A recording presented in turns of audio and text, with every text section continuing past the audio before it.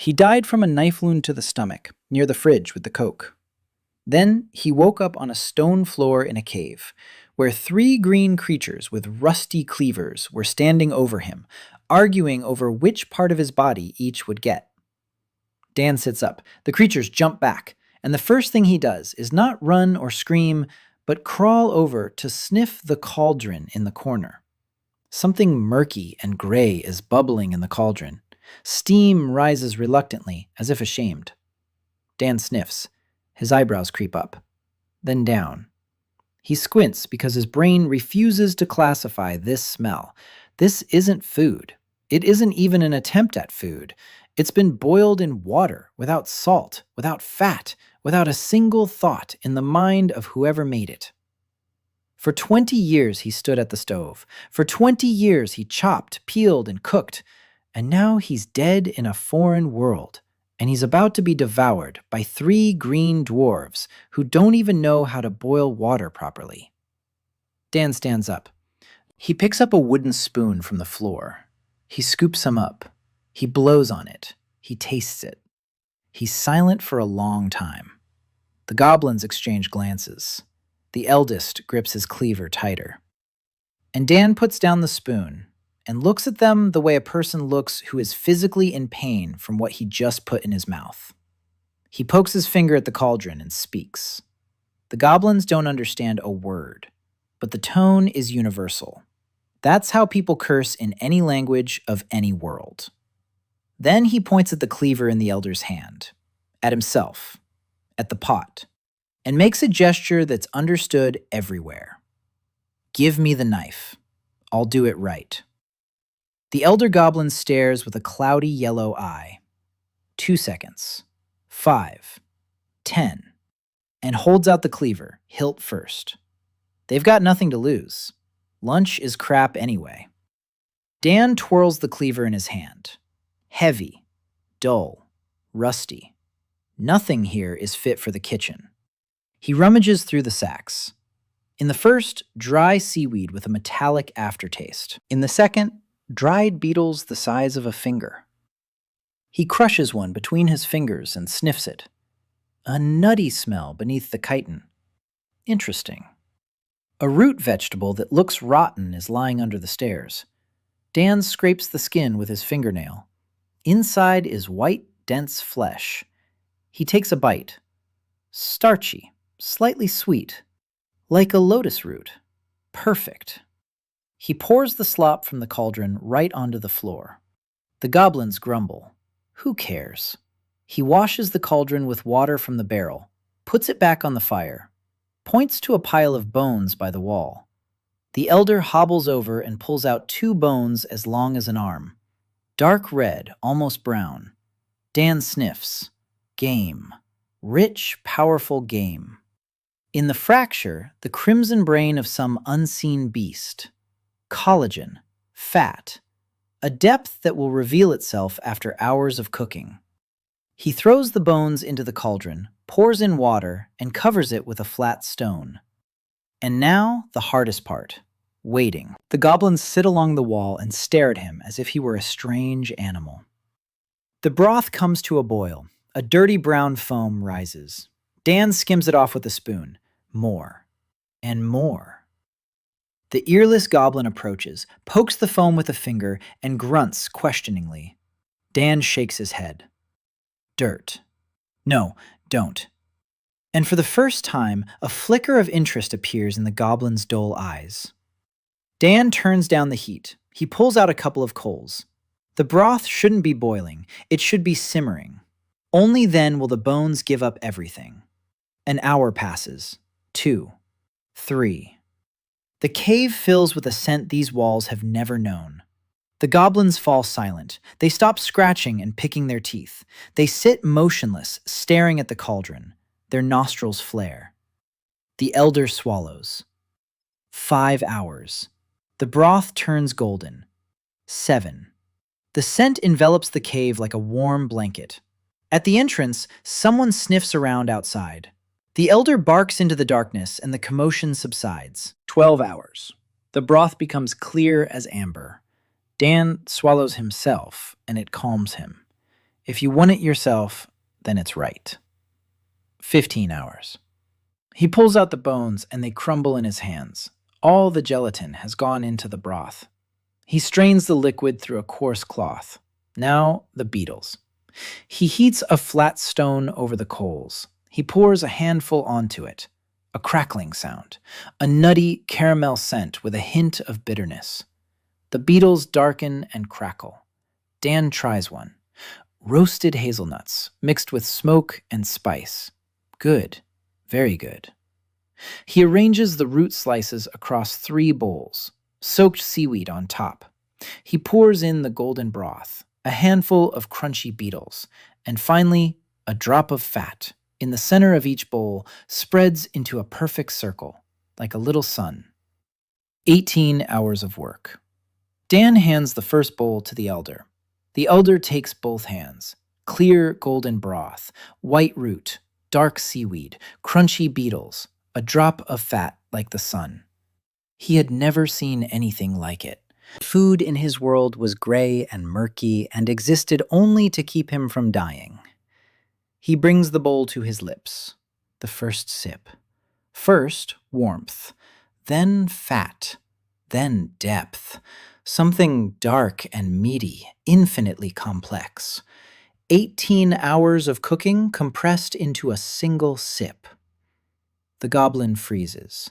His single yellow eye slowly widens. A second sip, with seaweed and root, a crunch, softness, and this impossible broth. A murky tear rolls down his green, wrinkled cheek and falls into the bowl. Old Grurg doesn't wipe it away. For over 100 years, he's broken his enemies' bones, gnawed on raw meat, and drunk water from puddles. He's never cried. He drinks it all down to the dregs. He licks the bowl clean. He is silent for a long time. Then he pulls a real dagger from his belt, short with a bone handle and a dark blade, the only valuable thing he owns. And he holds it out to Dan, hilt first. Dan doesn't understand. Grurg pokes himself in the chest, then points the dagger toward Dan, then sweeps his arm around the entire cave. You're under my protection, my clan, my word. Dan takes the dagger. The hilt is warm from another's hand. He nods. By evening, others begin to arrive at the cave. First, 2 from the neighboring tunnel. They stand at the entrance and sniff the air. By nightfall, 30 goblins from 4 clans have crowded in. Some haven't spoken to each other in years. Some are sworn enemies. But they all sit in the same cave, waiting quietly and patiently. Because the smell from the cauldron is stronger than their enmity, Dan is cooking the second batch. There aren't enough bones, so the broth is weaker. He makes up for it by throwing bugs right into the cauldron. He adds seaweed for body. He cuts the root thicker. He works in silence. His hands move precisely, without a single wasted motion. The goblins watch those hands as if spellbound. No one has ever moved like that over food, with such care, as if what's bubbling in the cauldron matters. Dan hands out 30 bowls. The cave fills with slurping, crunching, and quiet rumbling, and that special silence between mouthfuls that only happens when they're eating something truly delicious. Some are crying. Dan sits against the wall and watches the 30 green creatures with fangs and scars who are silently eating his broth. He doesn't know where he is. He doesn't know what kind of world this is. He doesn't know if he'll make it to morning. But he knows one thing. These guys have just eaten. For real. Maybe for the first time in their lives. And that's enough to get started. Dan hadn't slept. 30 goblins were snoring in a heap on the cave floor. The air was heavy with their breath and body heat. Blue torches on the walls were burning out. Dan sat by the extinguished cauldron and thought. Grurg's dagger lay on his lap. The dark metal glinted in the fading light. He ran his finger along the blade. Sharp. much sharper than the cleavers. He could work with this. Dan stood up and quietly made his way to the exit. The hide at the entrance was heavy and damp. He pushed it aside and stepped outside. Before him lay a world he hadn't seen yesterday, because yesterday he had been lying on the floor staring at goblins with cleavers. The cave, onto a rocky ledge, a valley stretched out below, gray and brown under a heavy sky the color of old lead. No sun, no blue sky. Light came from somewhere behind the clouds, dull and even, as if someone had turned on a fluorescent light behind dirty glass. Mountains were visible in the distance, black, with red streaks running down their slopes, as if the mountains were bleeding. The air smelled different than in the cave. The sulfur was weaker. Instead, there was something earthy and damp, and something else, something metallic. Dan looked down. A river flowed at the foot of the ledge, dark, almost black water. Some kind of plants grew on the surface, glowing, pale green, algae. He made a mental note. To the right of the ledge, a path led down the slope. To the left, a basalt wall rose upward. Above the cave entrance, someone had scratched a symbol into the rock, a crude drawing of a skull with one eye, the sign of the Grurg clan, apparently. Dan went back inside. Grurg was no longer asleep. The old goblin sat by the wall and looked at Dan, silently. Dan sat down beside him. They couldn't have a normal conversation. Grurg's common tongue consisted of about 50 words, and Dan didn't understand half of them. But after 20 years working in a restaurant in Los Angeles, Dan had learned to communicate with people using a minimum of words, with Mexican dishwashers who didn't know English, with Japanese chefs who believed that talking in the kitchen was generally unnecessary, with Grandma Halmoni, who taught him silently by gesturing with her hands. Dan gestured to Grurg. I need food. I need groceries, bones, plants, everything that can be found. Grurg watched, then he nodded. He stood up. He clapped his hands 3 times. The goblins began to wake up, grumbling and yawning. Grurg gave orders in short, barking phrases. 6 goblins stood up and left the cave. An hour later, they began to return. The first one dragged in an armful of the same seaweed, glowing and wet. Dan sniffed it, salty, with a slight iodine smell, good. The second brought a basket of beetles, alive. They rustled and scurried about. Dan peered into the basket. 3 kinds. Large brown ones with hard wings, medium-sized black ones without wings, and small reddish ones. He took one of each kind and crushed them between his fingers. He sniffed. The first kind smelled nutty, the same one he'd roasted yesterday. The second had no particular smell, but an oily texture, fat, a source of fat. The third smelled sharp and pungent, almost like garlic. Dan raised an eyebrow. A spice. He had a spice. The third goblin returned with a carcass, a small beast the size of a large rabbit, 6 legs, scales instead of fur, a thick, meaty tail. Dan examined the carcass. The meat beneath the scales was dark red, almost purple. He cut off a piece with his dagger and tasted it raw. Tough, fibrous, but with a powerful, meaty flavor. It would become tender with prolonged cooking. The fourth brought mushrooms, white, glowing with a faint blue light. They had apparently grown deep within the cave systems. Dan broke one open. The flesh was dense. The smell was earthy and deep, almost truffle-like. He bit off a tiny piece. He waited. He looked at Grurg and pointed at the mushroom, then at his stomach, and made a questioning face. Grurg understood. He nodded. He poked himself in the chest. He indicated that he eats these mushrooms, so they're not poisonous, at least not to goblins. Dan ate a bigger piece. He waited 10 minutes. His stomach didn't hurt. His head didn't spin. It's safe. The 5th goblin dragged over a sack of root vegetables, those very ones, dirty and rotten-looking. The 6th brought a jug of water, clean, from an underground spring, apparently. Dan laid out all the ingredients in front of him. He squatted down and stared at them for a long time. This was his mise en place, his workstation. a bone dagger instead of a knife, clay bowls instead of dishes, a stone floor instead of a cutting board, a flat stone over coals instead of a stove. And a set of ingredients he hadn't even known existed just yesterday. But the principle was the same, always the same. Understand the product, unlock the product, combine them so that the whole is greater than the sum of its parts. Dan got to work. He cut the carcass of the six-legged beast into pieces, meat separate, bones separate, fat separate, tail separate. The tail turned out to be almost entirely fat and collagen, like an oxtail. Dan put the tail and bones into a pot of water, a new broth. He crushed the oily black beetles in a clay bowl. The result was a dark, thick paste.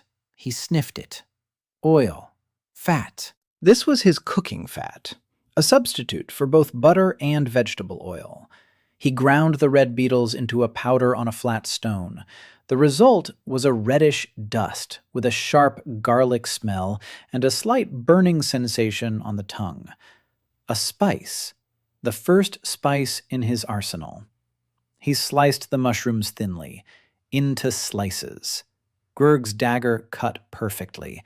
The blade was sharper than any chef's knife Dan had ever held. He sliced 300 grams of mushrooms in 4 minutes, even slices of uniform thickness.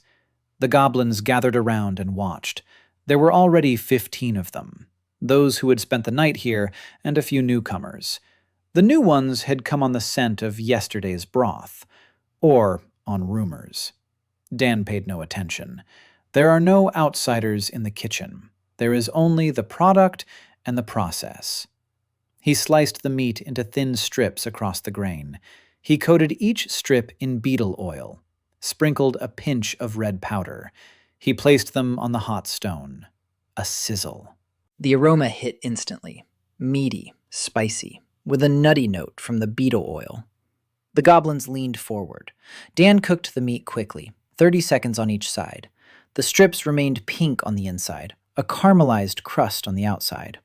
He took the meat off the stone and arranged it in bowls on top of the sliced mushrooms. He splashed hot broth from the cauldron into each bowl. The broth wasn't quite ready yet. It needed another 6 hours, but even after 4 hours of simmering, it was already better than anything the goblins had tasted before. Roasted nut beetles on top, and a drop of beetle oil. He handed the first bowl to Grurg again. The chieftain took it and sniffed it. He looked at the contents. It was more complex than yesterday's broth. More textures, more elements. Pink meat on white mushrooms in a golden broth. Crunchy beetles, a dark drop of oil. Grurg tasted it, the meat, soft on the outside and pink on the inside. He had never eaten meat that wasn't tough and gray, chewed down to the consistency of a rope or swallowed raw. This meat. And the taste was sharp and deep and meaty and something else. Something for which Grurg had no word, because that word had never existed in his language. The word was delicious. Dan handed out the remaining bowls. The cave fell silent. Only the sounds of eating, slurping broth, the crunch of bugs, quiet smacking. One of the new goblins set down an empty bowl and sat motionless with his eyes closed. His face bore an expression Dan had seen 1,000 times in his father's restaurant, the expression of a man eating something so good that he needs a moment of silence afterward. After breakfast, Grurg approached Dan. He searched for words for a long time. Then he took Dan by the sleeve and pulled him toward the exit. They walked along the path down from the cave, past a river with black water, across a rocky wasteland. Grurg hobbled ahead, moving quickly for his age. 4 goblin warriors walked on either side. Guards. Dan walked in silence, looking around. The world was strange and gloomy and beautiful in its own way. Rock formations jutted out of the ground like twisted fingers. Plants were sparse but vivid. Red lichens covered the rocks. Glowing moss grew in the crevices. Occasionally, creatures flashed by.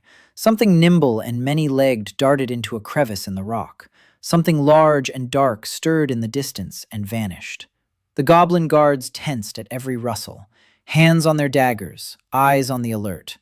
They walked for about 2 hours. The path led them to a crossroads. 3 roads converged at a single point. Each road led off in its own direction. One to the north toward the Black Mountains, one to the southeast toward some distant glow on the horizon, one to the west toward a dense, dark forest. In the middle of the crossroads stood a house, stone, 1 story, with thick walls of gray stone and a flat roof, a dark wooden door. 2 windows, a chimney. The house was old, very old. The stones were covered with moss and lichen. The door was cracked and warped. 1 window was broken. But the walls stood firm. The foundation hadn't settled. The roof hadn't caved in. Grurg stopped 100 paces from the house. He didn't go any further. The goblin guards stopped too. Grurg pointed at the house. Then he pointed at Dan. Then he swept his arm around everything and shook his head from side to side. The meaning was clear. The house is for you. We're not going in there. Dan looked at the house. He looked at Grurg. He pointed at the house and at the goblins and made a questioning face. Why aren't you coming? Grurg said 1 word. Dan didn't know the word, but the tone was unmistakable. Fear. Dan looked at the house again. An ordinary stone house at a crossroads. Nothing to be afraid of. He shrugged and walked forward. With every step, he expected something to happen. A trap, magic, a monster behind the door. Nothing. He reached the door. He pushed it. The door creaked and swung open. It was dark inside. Dan stepped over the threshold and froze. The floor was clean. Not just clean, spotless. No dust, no debris, no footprints. The stone floor looked as if someone had swept it a minute ago. But the house was at least several decades old, if not older. Dan took another step. To his left stood a hearth, a large stone hearth, and above it, something happened. An even blue flame flared up on its own, quietly, without a crackle, without smoke. It just appeared, as if it had been waiting. Dan stopped and watched the fire. Even, steady, perfect for cooking. He slowly walked around the room. A single room. Large, walls of the same gray stone. In the far corner, a stone bench, shelves along the wall, empty. Next to the hearth, a long stone table, smooth, as if polished. A work surface, a perfect work surface. There was a niche under the table. For the first week, Dan worked 18 hours a day. In the morning, he woke up on the stone bench in the house at the crossroads. The hearth burned with an even blue flame. It never went out. Dan simply adjusted the intensity of the fire by moving the cauldron closer or farther away. Dan didn't know when to burn stronger and when to burn weaker. Dan didn't understand. But on the 3rd day, he noticed a pattern. When he placed the cauldron on the hearth, the fire intensified to the desired temperature. When he removed it, the fire died down to a minimum, just like an induction stove. Dan decided not to think about it and simply accept it as a given. He had more important things to worry about than the physics of the local fire. The goblins of Grurg became his suppliers. Every morning, 2 or 3 goblins would show up at the house. They never came inside. They stood at the threshold and set down what they had brought. Bones, meat, beetles, mushrooms, seaweed, root vegetables. Sometimes something new. On the 4th day, they brought berries, small and black and bitter. Dan tasted one, sour and bitter, with a tartness on the tongue. He thought for a moment. Then he mashed the berries into a paste and added it to the broth. The bitterness was gone, but the sourness remained. The broth became brighter, cleaner. The sourness cut through the fat. Perfect. On the 5th day, they brought something resembling honey, a thick, dark amber liquid in a clay pot. Dan tasted it on the tip of his finger. Sweet, very sweet, but not cloying, with a floral note and a slight smoky aftertaste. He didn't know where the goblins had gotten it, but now he had something sweet. They're salty, they're sour, they're spicy, they're sweet. He extracted umami from the broth, the mushrooms, and the beetle oil. All 5 basic tastes were there. Dan could get to work. He began experimenting. A new dish every day. He tasted every dish himself. Then he gave it to Grurg, then to the rest of the goblins. He watched for their reactions. What worked, what didn't.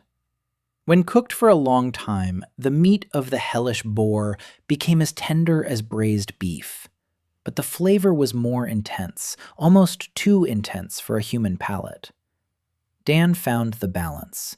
Thin slices of meat in a light broth with seaweed. The meat provided richness, while the broth diluted it and brought out the best. The cave mushrooms turned out to be incredible. When sautéed in beetle oil, they gave off an aroma that Dan could only describe as a truffle crossed with roasted garlic. A single mushroom per bowl of broth transformed a simple soup into something for which goblins would drop everything and rush to the Crossroads. The red powder from the beetles became his main spice. He added it to everything. A pinch in the broth, a pinch on the meat, a pinch on the mushrooms. Each time, the dish changed. It became livelier and brighter. He learned to dry the seaweed from the Black River on a stone by the hearth. When dried, it became crispy and salty, the perfect topping, the perfect textural addition. By the end of the first week, Dan could cook 4 full-fledged dishes: bone broth with meat and seaweed, sautéed mushrooms with beetle oil and red powder, braised 6-legged beast tail with root vegetables, and a simple broth with eggs. He discovered the eggs by accident. One of the goblins brought a nest with 5 large speckled eggs. Dan didn't ask whose they were. He cracked one open. The yolk was dark orange, almost red. Dan boiled it in the simmering broth. 3 minutes. The yolk remained runny. The white had set. He placed the egg in a bowl of broth and cut it open. The runny orange yolk flowed into the golden broth. Grurg saw this and froze, with his mouth agape. For a creature that had spent its entire life swallowing raw eggs whole, the sight of a cut-open egg with runny yolk in hot broth was something of a religious revelation. Rumors spread. Dan could tell by the number of goblins who came every day. 30 on the first day, 40 on the 3rd, 60 on the 5th. By the end of the week, nearly 100. They came from all the surrounding caves, from clans with which Grurg's clan had not interacted for generations, from tunnels so far that the journey took half a day. They came in silence. They stood in line on the street in front of the house. They waited, patiently, quietly. Dan couldn't feed everyone. There weren't enough ingredients. There was only one pot. He had 2 hands. He established a system. Those who brought ingredients ate first. It was fair. Bring a bone, get a bowl. Bring mushrooms, get a bowl. Bring something new and interesting, get a bowl, and a grateful nod from Dan, which for some reason came to mean more to the goblins than the bowl itself. The system worked. The goblins began to compete, not for food, for the right to bring the best ingredient. One dragged in a huge bone from some beast the size of a bear. The brain inside the bone was the size of a fist. Dan simmered that bone for 3 days. The broth turned out so thick that it solidified at room temperature. Dan cut it into cubes. Concentrated broth, a demi-glace from another world. He dropped 1 cube into a bowl of boiling water and stirred. Instant broth. The goblins watched as if it were a magic trick. Another goblin brought a new kind of mushroom. Not white, but purple. Dan tasted it. The flavor was strange, sweet and sour at the same time. When sautéed, the sweetness intensified and the sourness disappeared. Caramelized mushrooms. Dan added them to the stewed meat. The combination of tough meat and delicate sweetness created a contrast that made Grurg's hands tremble. A third goblin brought a plant, a long stem with narrow leaves. Dan rubbed it between his fingers. The scent, sharp, herbal, like a mixture of rosemary and mint. He tossed 2 leaves into the boiling broth. The aroma changed instantly. From heavy and meaty, the broth became fresh and complex. Dan called this plant gray mint because the leaves were gray. By the 10th day, the problem had become obvious. The house at the Crossroads was too small. 1 pot, 1 stove, 1 table. Dan cooked from morning till night, and still half of those who came left empty-handed. Some waited for hours, standing outside in the wind, silently, patiently. Dan saw them through the window and felt the same thing every time he had felt at his father's restaurant when the line stretched out the door. Anger at himself for not being able to go faster. Grurg came to him on the evening of the 10th day. He brought 2 others with him, a young goblin girl with nimble fingers and a skinny, tall goblin with 4 arms. Grurg pointed at them, then at the kitchen, then at Dan. Helpers. Dan looked at them. The goblin girl stared at him with huge yellow eyes. The 4-armed one shifted from foot to foot. Dan pointed to the root vegetable and made a slicing gesture. He handed her a dagger. She took it. The first slice was crooked and thick. Dan gently took her hand and guided it. Thinner. Straighter. She tried again. Better. One more time. Even better. By the 5th root vegetable, her cuts were acceptable. Not perfect, but acceptable. He assigned the beetles to 4-armed, roasting on a hot stone. 4-armed stirred the beetle simultaneously on 2 stones. The pace doubled. Dan nodded. It's working. By the evening of the 12th day, the 3 of them had fed 120 goblins. When the last bowl was handed out, Dan sat down on the floor by the hearth. His legs were buzzing, his back ached, his hands smelled of beetle oil and gray mint. He was happy. He couldn't remember the last time he'd felt this way. Not satisfaction from work, not weary pride, but happiness, simple and warm, like broth.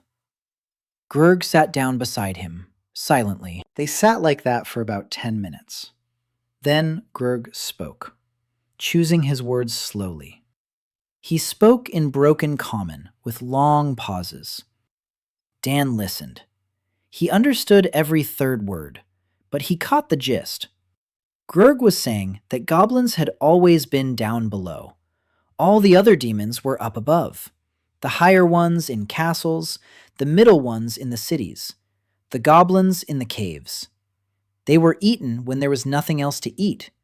They were killed when people were bored. They weren't considered alive. For 100 years, Grurg had led his clan through the caves, hiding, survived, lost children and grandchildren, ate murky slop from a cauldron, and believed that was just the way the world was. And now he sits on the floor next to a creature from another world who brews golden broth and feeds it to his people. And his people stand in line not out of fear, but out of desire. And in his clan's caves, for the first time in 100 years, it doesn't smell of dampness and death, but of something warm and good. Grurg fell silent. Dan sat quietly. He didn't understand every word, but he understood everything, because it was the same conversation he'd heard 1,000 times in another life, from Aunt Harn, from the old men in Koreatown, from the weary laborers who came to his father for a bowl of ramen at midnight, a conversation that sounds the same in any language. Thank you for letting me come. Thank you for the warmth here. Thank you for giving me a place to sit. Dan stood up. He walked over to the hearth. He had saved 1 bowl. On the 14th day, it rained. Not ordinary rain. The water fell from the sky, dark red and heavy. It smelled of iron and left rust-colored streaks on the stones. The goblins hid in their caves. No one came for food. Dan stood in the doorway of the house and watched the red streams running down the roads at the crossroads. A strange world. Red rain, blue fire, green goblins, and he was in the middle of it all, with a dagger and a cauldron. The rain fell for 3 days. For 3 days, Dan was alone. He used that time. He cleaned the kitchen. He sharpened his dagger on a stone. He sorted through his supplies. He counted. He had meat for 2 days, bones for 1 broth, few mushrooms, few beetles. Root vegetables would last a week. An abundance of seaweed because the river was nearby. He needed to expand his supplies. He needed a storage system. He needed a way to dry things. He needed fermentation. Fermentation. Dan paused. He looked at the stone container of water, then at the salt, then at the root vegetables. He sliced 3 root vegetables into thin strips, covered them with salt, stirred them, placed them in a clay pot, and weighed them down with a stone. He left it in the corner of the kitchen. The temperature in the house was stable, cooler than outside, but not cold, perfect for fermentation. If the chemistry of this world is even slightly similar to Earth's, lactic acid fermentation will begin in 3 or 4 days.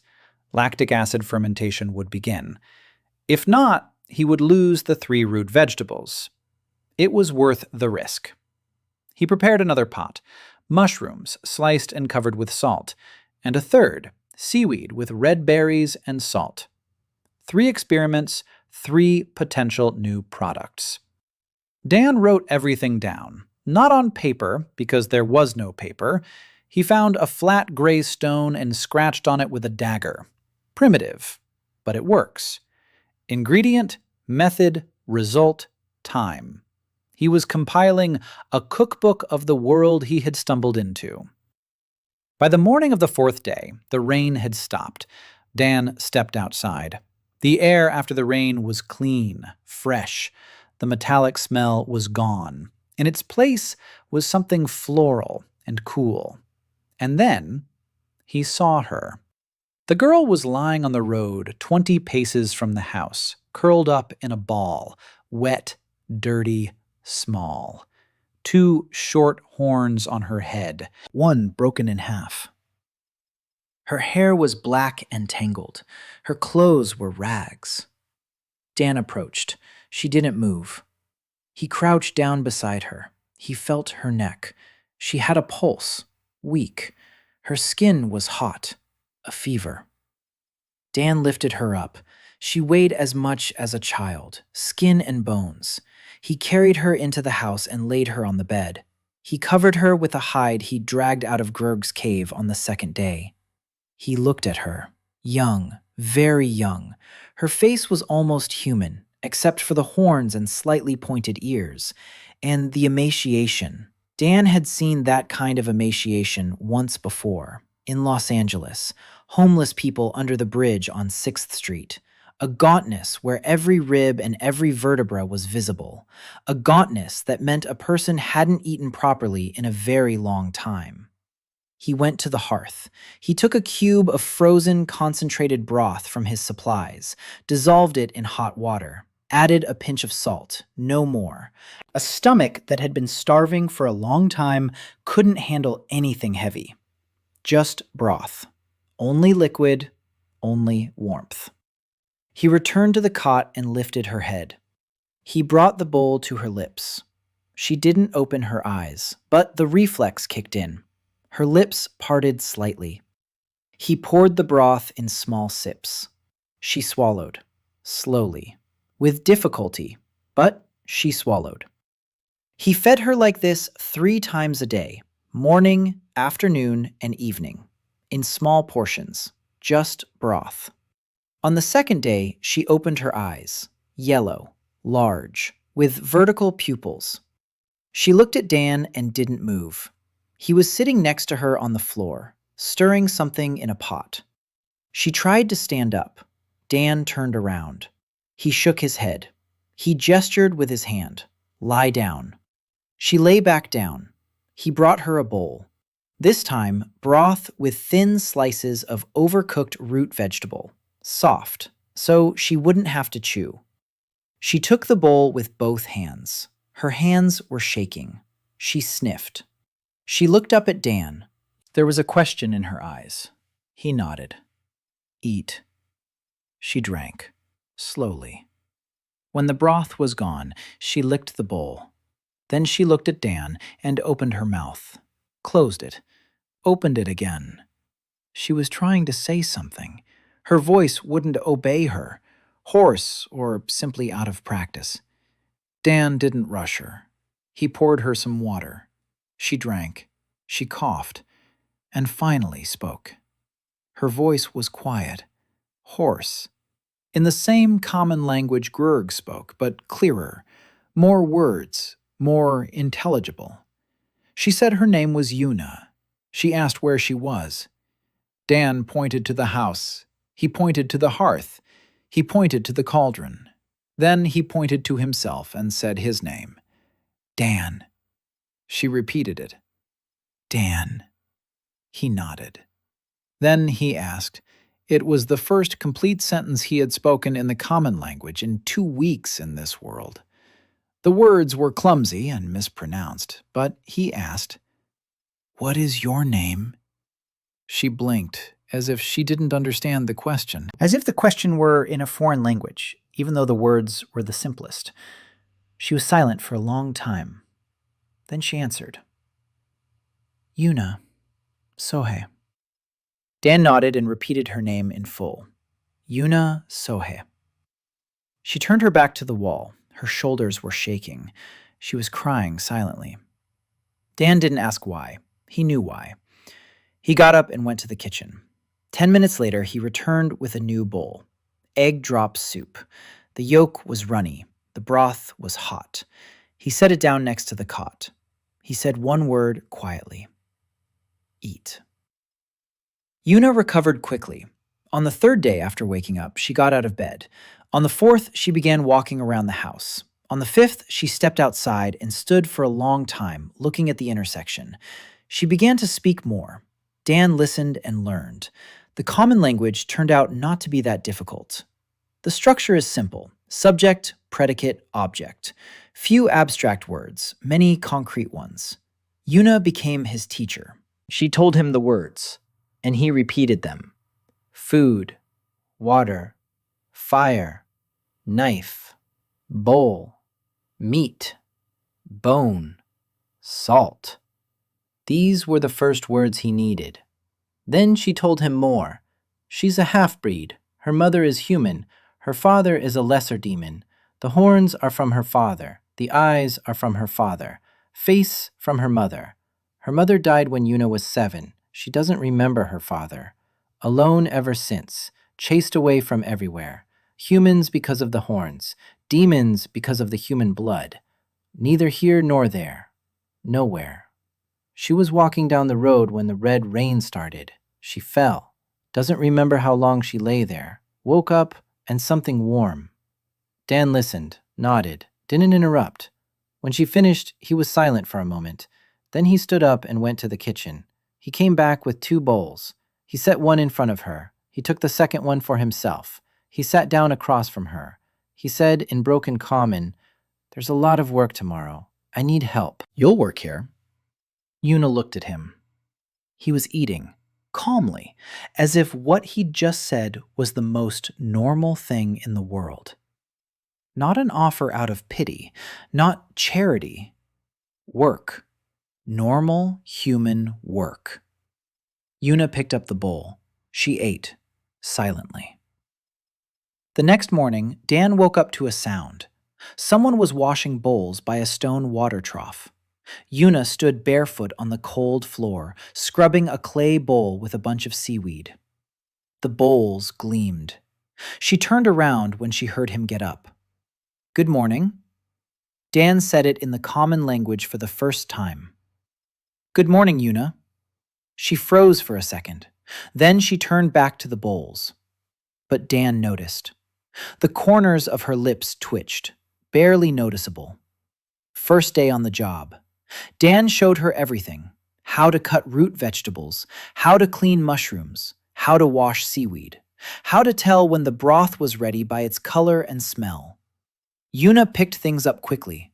Her hands were nimble, her movements were precise. She worked silently and with concentration. In half a day, she mastered chopping. In a day, sautéing bugs. By evening, she stood by the hearth, stirring the broth under Dan's supervision. He showed her how to skim the foam, how to regulate the heat by adjusting the pot's distance from the fire, how to gauge the temperature by the bubbles. She listened and remembered everything the first time. When the goblins came for their evening meal, Yuna handed out bowls for the first time in her life. She stood at the entrance to the house and handed each goblin a bowl of broth. The goblins looked at her in bewilderment.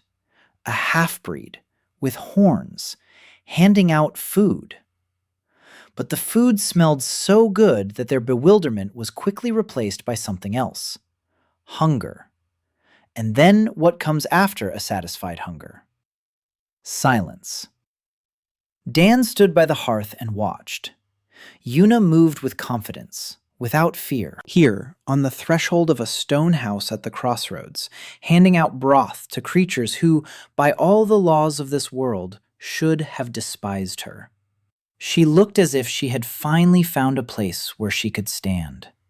After the last goblin received his bowl and left, Yuna returned to kitchen. Dan was preparing their shared dinner. Simple mushroom broth, nothing complicated. He set 2 bowls on the stone table. They sat across from each other. Yuna ate quietly. Then she looked up. She asked, "Why did you pick me up?" Dan looked at her. He shrugged.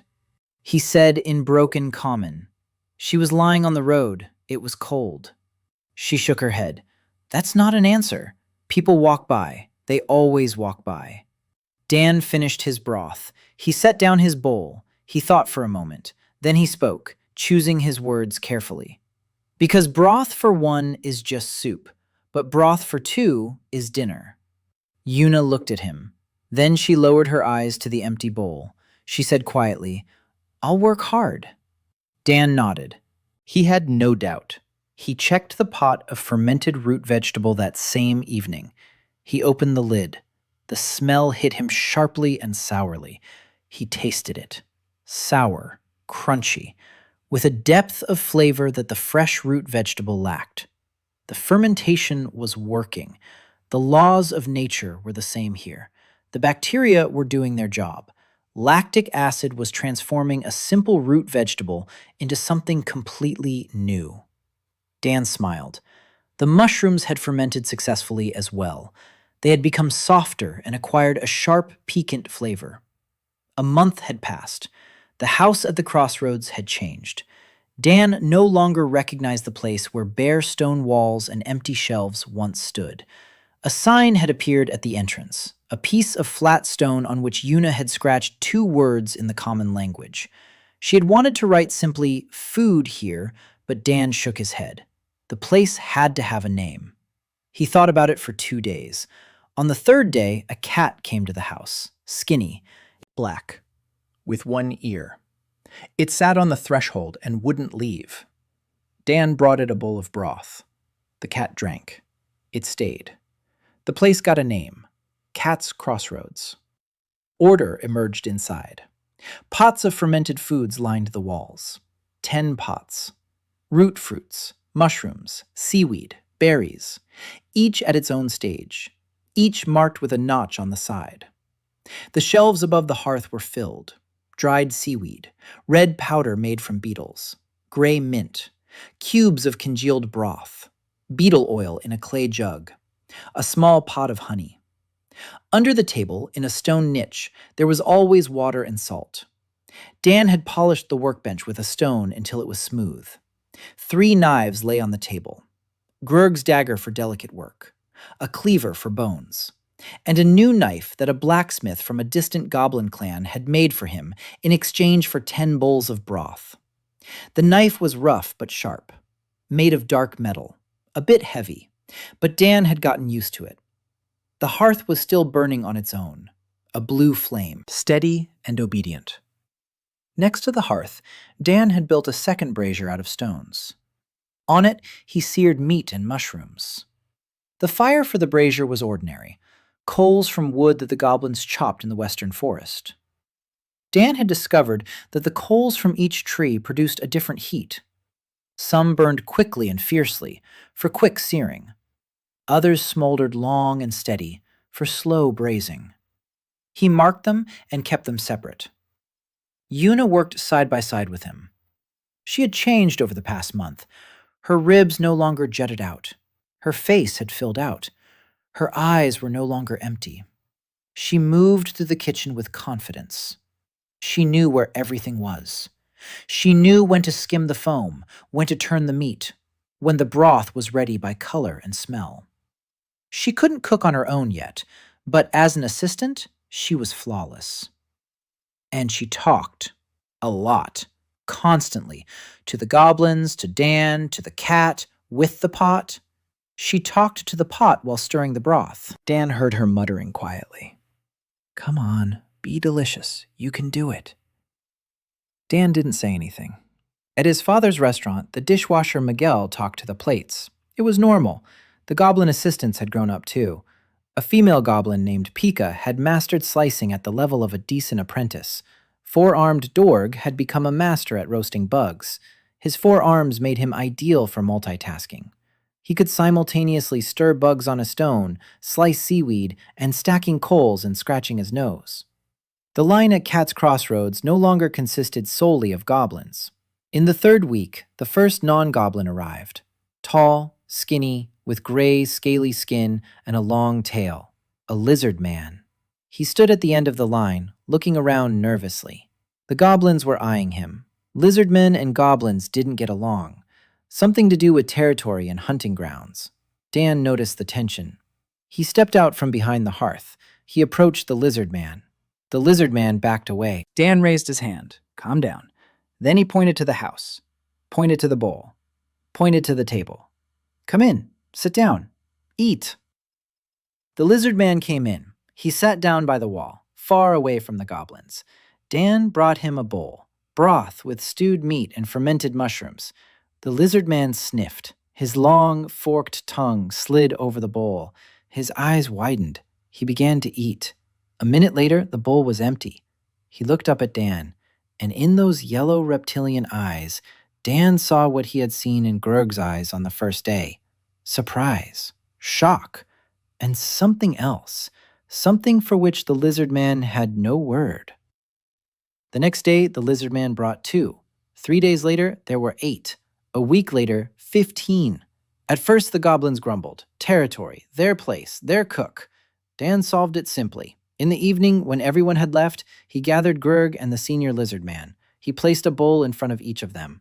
Identical, from the same pot, with the same broth. Then he pointed at both of them. Then at the house. Then he spoke in the common language, which had improved significantly over the past month. Everyone here is equal. Whoever comes, eats. Whoever doesn't agree, doesn't eat. Grurg looked at the lizard man. The lizard man looked at Grurg. Both looked at their bowls. Both picked them up and began to eat. The problem was solved. Not because they had become friends, but because neither of them wanted to lose their place at the table. By the end of the first month, Dan was serving about 150 creatures a day. Goblins, lizardmen, a few kobolds, one huge shaggy demon with moose antlers whose species Dan never managed to identify. This demon came every day at exactly noon. He sat outside because he couldn't fit through the door. Yuna brought him the largest bowl they had.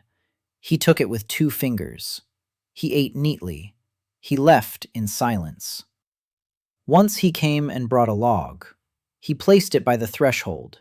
He left. The log turned out to be made of dense redwood. Dan put it on the shelves. The menu expanded. New dishes were added to the broth and roast. Braised meat with fermented root vegetables. Mushroom miso soup. Slices of root vegetable fried in beet oil, crispy on the outside and soft on the inside. Seaweed marinated in berry juice with salt. And the main discovery of the month. On the 20th day, one of the goblins brought a bag of something small and gray. Grains. Dan took a handful. Round, small, like rice. He boiled the handful in water. It turned into porridge, starchy, neutral in taste, like rice, gray rice. Not white, not perfect, but rice. Dan has rice. He stood in the kitchen holding a bowl of gray porridge in his hands and thought. Rice and miso soup, rice and stewed meat, rice and sautéed mushrooms, rice and egg, rice and everything. He could make ramen, not the classic kind, without wheat noodles. But rice can be ground. You can make dough from rice flour, and noodles from the dough. He ground the grains between two stones. Hard work. Hours of work. His hands ached. But he got flour. Gray, fine. He added water. Kneaded the dough. Dense and elastic. Rolled it out with a dagger on a stone table. A thin sheet. Cut it into strips. Noodles. Coarse, uneven, but noodles. He tossed a handful into the boiling broth, cooked them for 3 minutes, pulled them out, tasted them. The texture wasn't perfect, a little crumbly. He needed to knead the dough more. But the taste. The noodles had absorbed the broth. They had become part of it. It was noodle soup. It was the closest thing to ramen he could make in this world. He filled a bowl. Mushroom miso broth. Noodles made from gray grains. Braised meat on top. Slices of fermented root vegetable. Seaweed. Fried beetles. A drop of beetle oil. Half an egg with a runny yolk. And a pinch of red powder. He set the bowl on the table. Yuna approached. She looked. She didn't know what ramen was. She had never seen a bowl with so many things in it at once. It wasn't like broth. It wasn't like a stir-fry. It was something else entirely. Something whole. Like a painting where every element is in its place. Dan pushed the bowl toward her. Try it. Yuna took the bowl, brought it to her face. Steam rose. The aroma hit her in waves. Meaty, mushroomy, spicy, salty, sour, all at once and all in harmony. She took a sip of broth. Her eyes widened. She picked up a clump of noodles with her chopsticks. The chopsticks were wooden. Dan had carved them from that very same red log. Yuna pulled the noodles into her mouth. The texture, the warmth, the taste. She chewed slowly. Then she put down the chopsticks. She looked at Dan. Her eyes were wet. She couldn't explain why. She had never eaten anything like this. No one in this world had ever eaten anything like this. Because in this world, no one had ever gathered so much care into a single bowl. Every ingredient had been prepared separately. Each one prepared, each in its place. This wasn't just food. It was a story. Broth simmered for 16 hours. Miso fermented for 2 weeks. Noodles kneaded by hand. Meat seared to the second. An egg boiled for exactly 3 minutes. All of this in one bowl. For one person. For her. Yuna finished eating. She set the empty bowl down, wiped her eyes with her sleeve, said quietly, "More." Dan smiled. He poured a second serving. Kott's Crossroads had received its main course. The next day, Dan made ramen for the line. 30 bowls. He couldn't make any more. The noodles took time. The flour needed grinding. But 30 bowls. The first 30 were for those standing at the front of the line. Goblins, lizardfolk, 2 kobolds. They ate, they froze, they ate again. One of the lizardfolk, after the last sip, looked at the empty bowl and hissed softly. Dan already knew that lizardfolk hissing comes in different kinds. An angry hiss is sharp and loud, but this one was soft and long. That's how they expressed something for which they had no gesture and no word. Something closer to the word good, but deeper. By evening, the rumor about the noodles had spread farther than the rumor about the broth. The broth was a miracle. The noodles were a revolution. Because broth is a liquid, but noodles are texture and satiety and warmth and taste and fullness and something else. Something that makes you want to sit and be silent and not go anywhere. Dan stood at the threshold of Cat's Crossroads and looked at the road. 3 roads, 3 domains. Somewhere to the north, the Black Mountains and Lord Velgrim the Crimson. Somewhere to the southeast, a glow on the horizon and House Seren. Somewhere to the west, a dark forest and something else the goblins don't like to talk about. And here, at the crossroads, a small stone house. A blue fire in the hearth. Rumors traveled faster than feet. Dan realized this in the 5th week, when the first unexpected visitors appeared at Cat's Crossroads. 3 of them. Tall. In leather armor with insignia Dan had never seen before. Each had a short sword at their belt. Their eyes were cold and watchful. They didn't stand in line. They walked straight into the house. Yuna froze by the cauldron, spoon in hand. Pika hid behind a barrel. Dorg pressed all 4 hands to his chest. The eldest of the trio was a woman, tall, skin pale to the point of blueness, white hair, red pupils, a vampire. She surveyed the room with a single sweeping glance. The walls, the shelves, the pots, the hearth. Then she looked at Dan. He was standing at the workbench with a dagger in his hand. Not as a weapon. He had been cutting root vegetables when they entered. The vampire spoke. Her voice was even, emotionless. She said her name was Nessa Kor, that she was a mercenary, that she worked for a trade caravan from the Middle House, that the caravan was passing through the crossroads and had stopped for the night half a league to the north, and that the caravan master had heard from the goblins about a place where they could get food. She fell silent and looked at Dan. She waited. He put down the dagger, wiped his hands on the cloth at his belt, stepped closer to her, looked. Pale skin, dark circles under her eyes, not from fatigue, deeper. He'd seen such shadows in his father's regulars, in those who drank too much and ate too little. Hunger, a chronic, silent hunger that vampires carry within them like a curse. Dan pointed to the table. Sit down. She didn't sit down. The 2 behind her didn't move either. She said she'd pay. Dan shook his head. They don't pay with coins here. Here they pay with ingredients. Or stories. Or nothing. Depends on the day. She frowned. She hadn't heard of such a thing. Dan turned toward the hearth. He took out a pot of broth. He'd cooked this broth differently. 20 hours on the bones of a hellish boar. But in the last 2 hours, he'd added liver. Finely chopped liver from that same boar. It had dissolved almost completely into the broth. The result was a thick, dark stock, almost like demi-glace, but with a meaty aftertaste of liver. He poured a bowl and set it before the vampire. She looked at the broth. Dark, thick, opaque. Steam rose slowly. She leaned in and sniffed. Her nostrils twitched. Her red pupils dilated. She took the bowl in both hands. Her hands were gloved. She removed the glove from her right hand. Her fingers were long, pale, with black nails.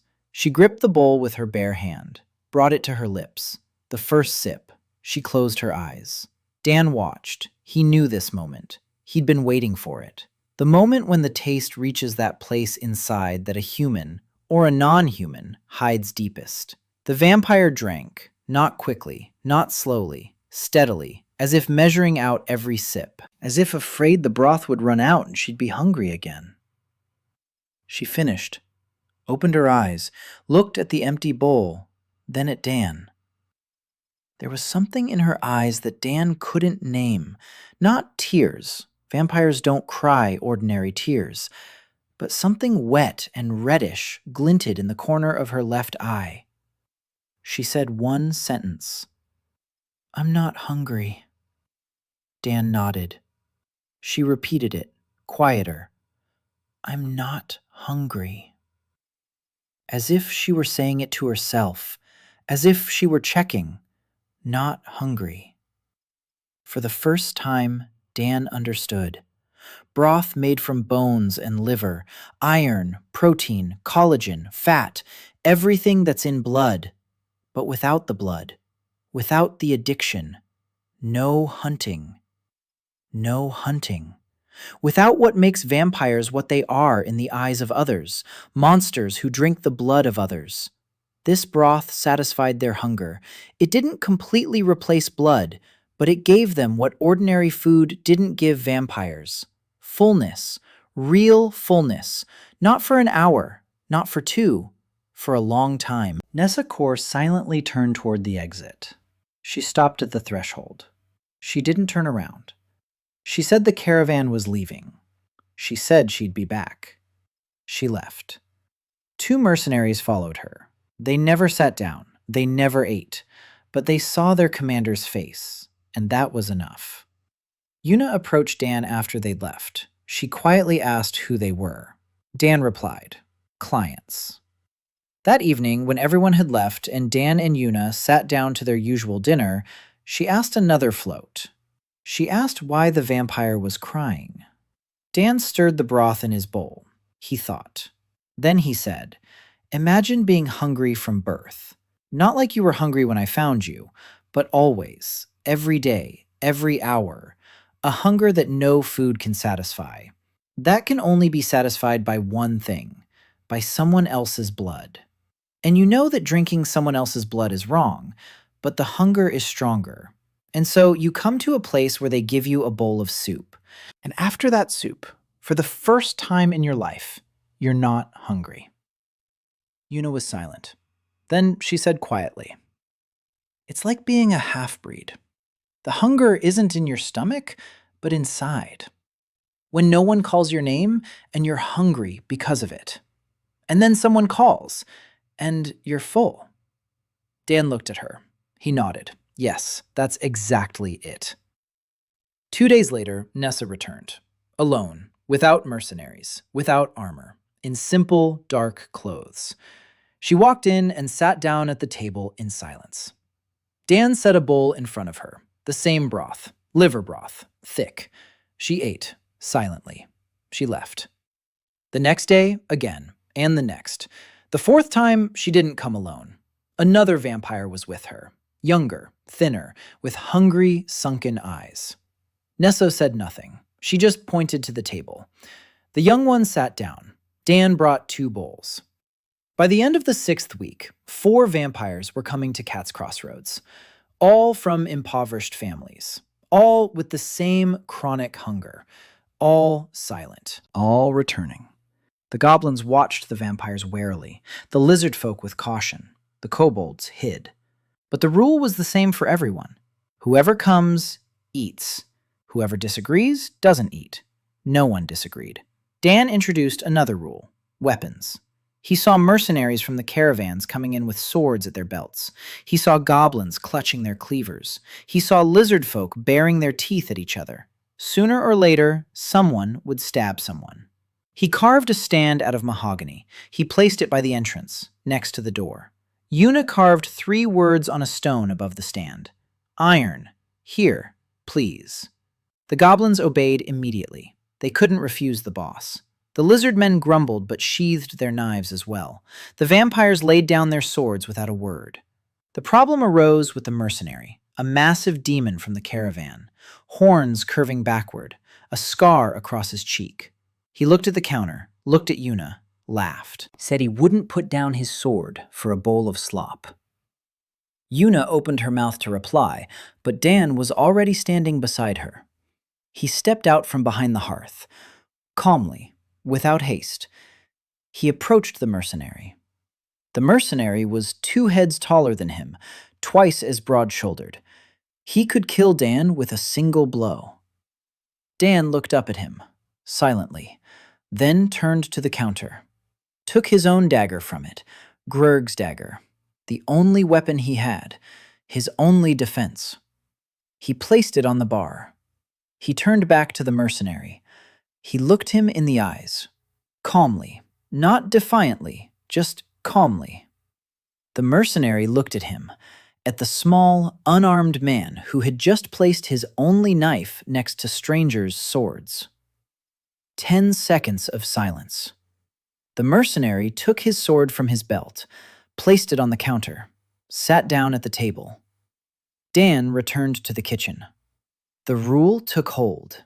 From that day on, not a single weapon crossed the threshold. Kot's Crossroads became the first place in Gehenna where demons of different species and clans sat at the same table without weapons.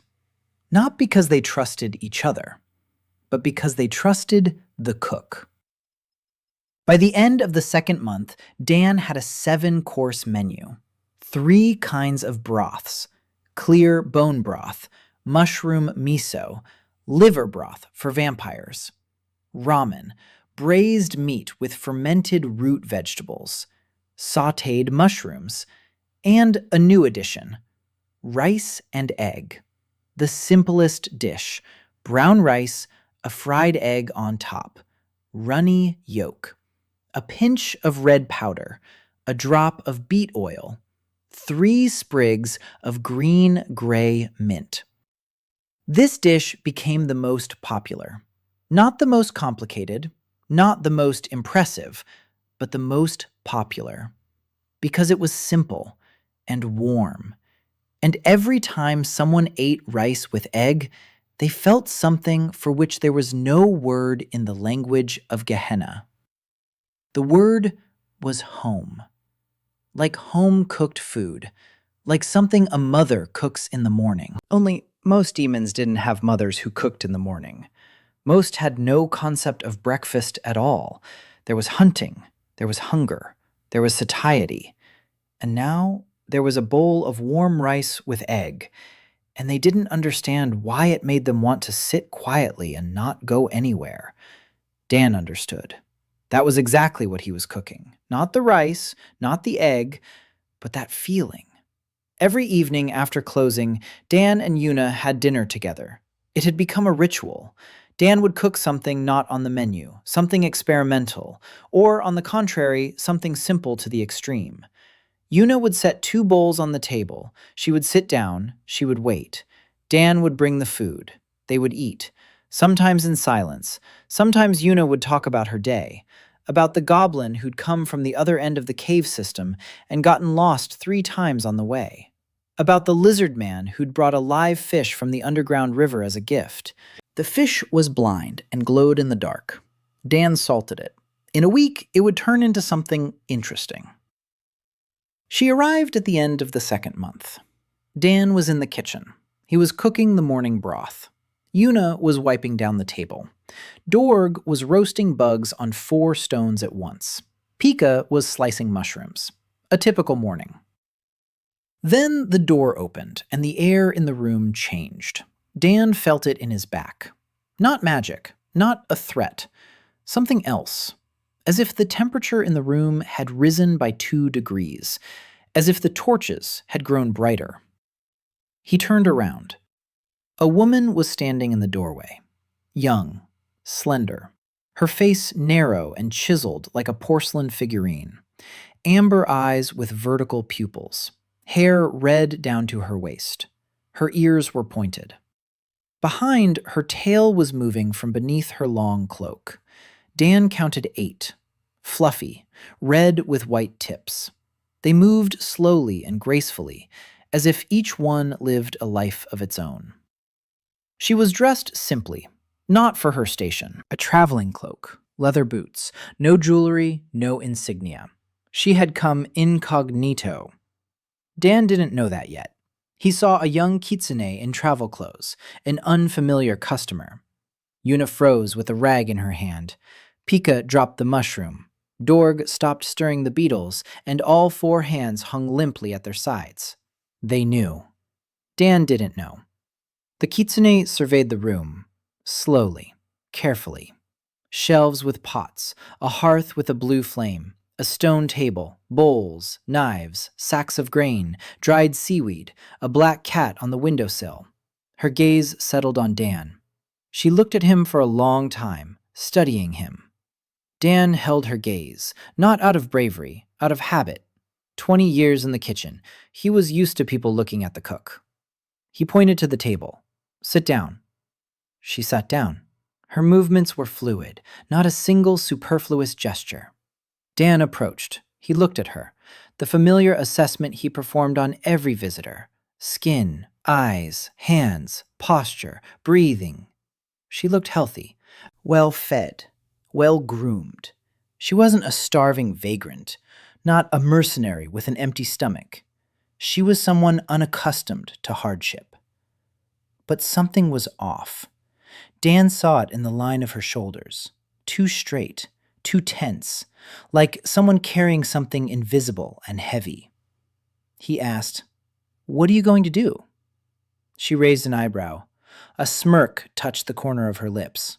She said she'd heard about this place, about a cook from another world, about food that makes demons cry. She'd come to check it out. Dan nodded. He asked 3 questions. How are you today? What have you been doing today? How are you feeling? She blinked. No one had ever asked her questions like that. Not in that order. Not with such simplicity. She answered briefly and evenly. Fine today. I was walking today. Nothing on my mind. Dan listened. Not to the words, to the intonation. Fine today meant not bad. I was walking today meant far and for a long time. Nothing on my mind meant so much that I don't know where to start. He nodded and went into the kitchen. He thought. Not hungry, not tired, not sick, but empty. It was a special kind of hunger, not of the body, something else. He'd seen people like that in Los Angeles. Rich, beautiful, with a perfect life on the outside, and with a hole inside that couldn't be filled with money, parties, or other people's admiration. He knew what to cook for people like that. Nothing complicated, nothing fancy, nothing you could call mind-blowing. On the contrary, he took some brown rice, cooked it, cracked an egg onto a hot stone. The white sizzled, the yolk remained runny. He placed the fried egg on a mound of warm rice, added a pinch of salt, 3 sprigs of gray mint, a drop of beetle oil, and that was it. No meat, no mushrooms, no noodles. The simplest dish on his menu, rice and egg. He set the bowl in front of her. She looked at it, her eyebrows furrowed. That's all? Dan sat down across from her. He said, That's all.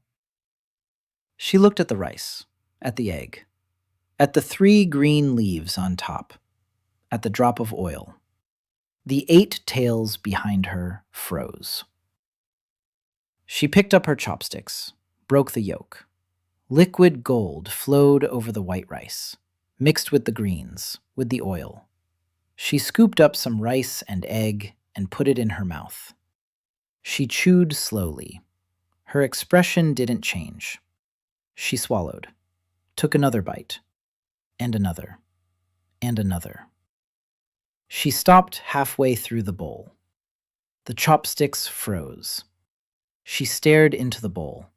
Dan waited. The silence lasted 10 seconds, 20, 30. Yuna behind the counter held her breath. Kitsune lifted her face. And Dan saw what he had been waiting for. Not tears, not shock, confusion. That genuine, deep confusion that comes when a person feels something they can't name. She asked quietly, Why? Dan didn't understand. She asked again, Why is that? A pause. She searched for words. So... She couldn't find the right word, because it didn't exist in her language. She wanted to say delicious, but in Gahanra, such a word didn't exist. She wanted to say that this simple rice and egg made her want to eat slowly, that she didn't want the bowl to run out, that she couldn't understand why 3 ingredients on a plate made her feel something in her throat and behind her eyes. She, who had eaten from silver trays in the halls of the southern house. She, who had tasted the blood of the rarest beasts and the livers of magical snakes, and everything considered the pinnacle of Gahanra cuisine. She sat in a stone house at the Crossroads, with a bowl of gray rice, and couldn't swallow the lump in her throat. Dan said, Because this is for you." She looked at him. He continued, "I didn't make this for a kitsune, not for a guest, not for someone important. You came alone, in traveling clothes, without a name. I cooked this for a woman who walked a long way and has so much on her mind that she says nothing. A person like that doesn't need dragon's blood on a golden platter. Someone like that needs rice and an egg. And for someone to sit across from her and not ask unnecessary questions." She was silent. Then she lowered her eyes to the bowl. She finished eating, slowly. Every grain of rice, every piece of egg. She licked her chopsticks. She set the bowl down. She looked at Dan. She said, "I'll be back." He nodded. She stood up. She walked to the door. At the threshold, she turned around. She said her name. Seren. She left. Yuna ran up to Dan as soon as the door closed.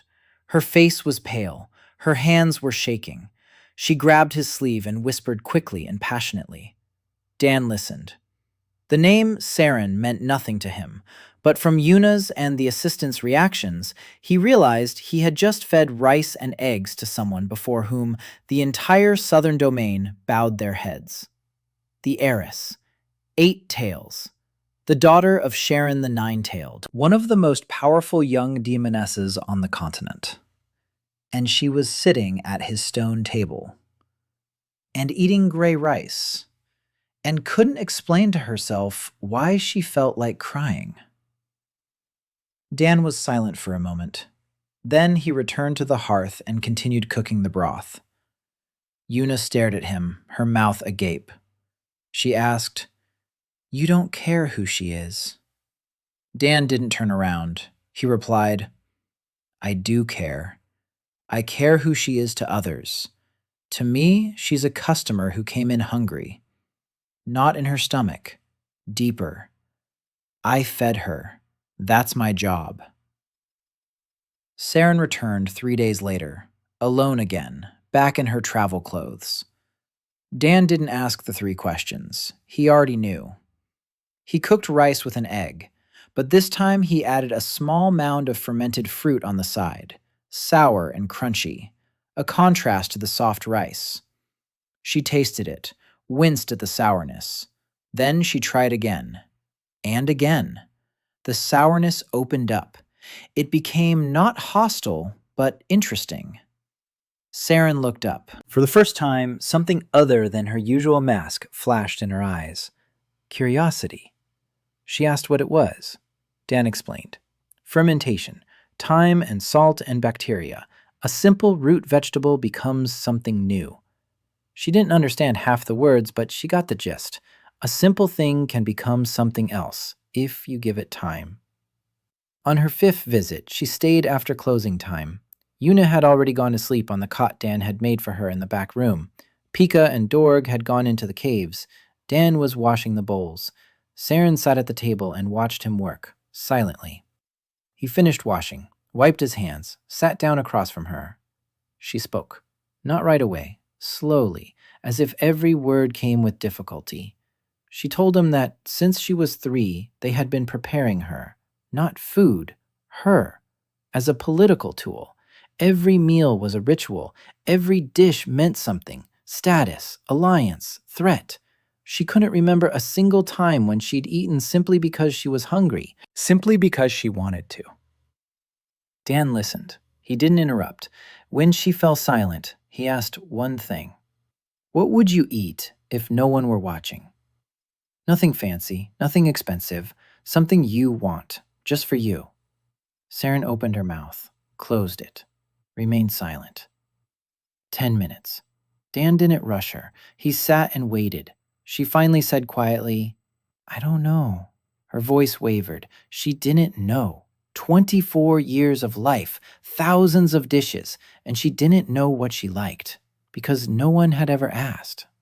Dan stood up. He went to the kitchen. 10 minutes later, he returned with a plate, rice, scrambled eggs, green onions, not gray mint, but specifically onions. He'd found them last week, wild onions growing by the river, thin green feathers with a sharp, clean scent. He chopped them finely and sprinkled them over the scrambled eggs. He set the plate in front of her. She looked at it. She picked up the chopsticks. She ate with her hands. The chopsticks slipped, and she scooped up the rice with her fingers and popped it into her mouth.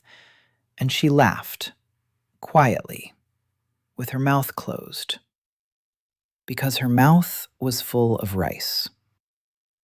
The laughter turned into something else. She ate and laughed, and tears streamed from her amber eyes. Not from grief, from something opposite. From the fact that for the first time in her life, she was eating with her hands. Like a child. Like no one else. Like herself. The cart with Southern groceries changed everything. Dan stood in the kitchen and looked at what was laid out before him. Real butter. Golden. Thick. With a scent he remembered. Not butter in the earthly sense, but close. Very close. White flour.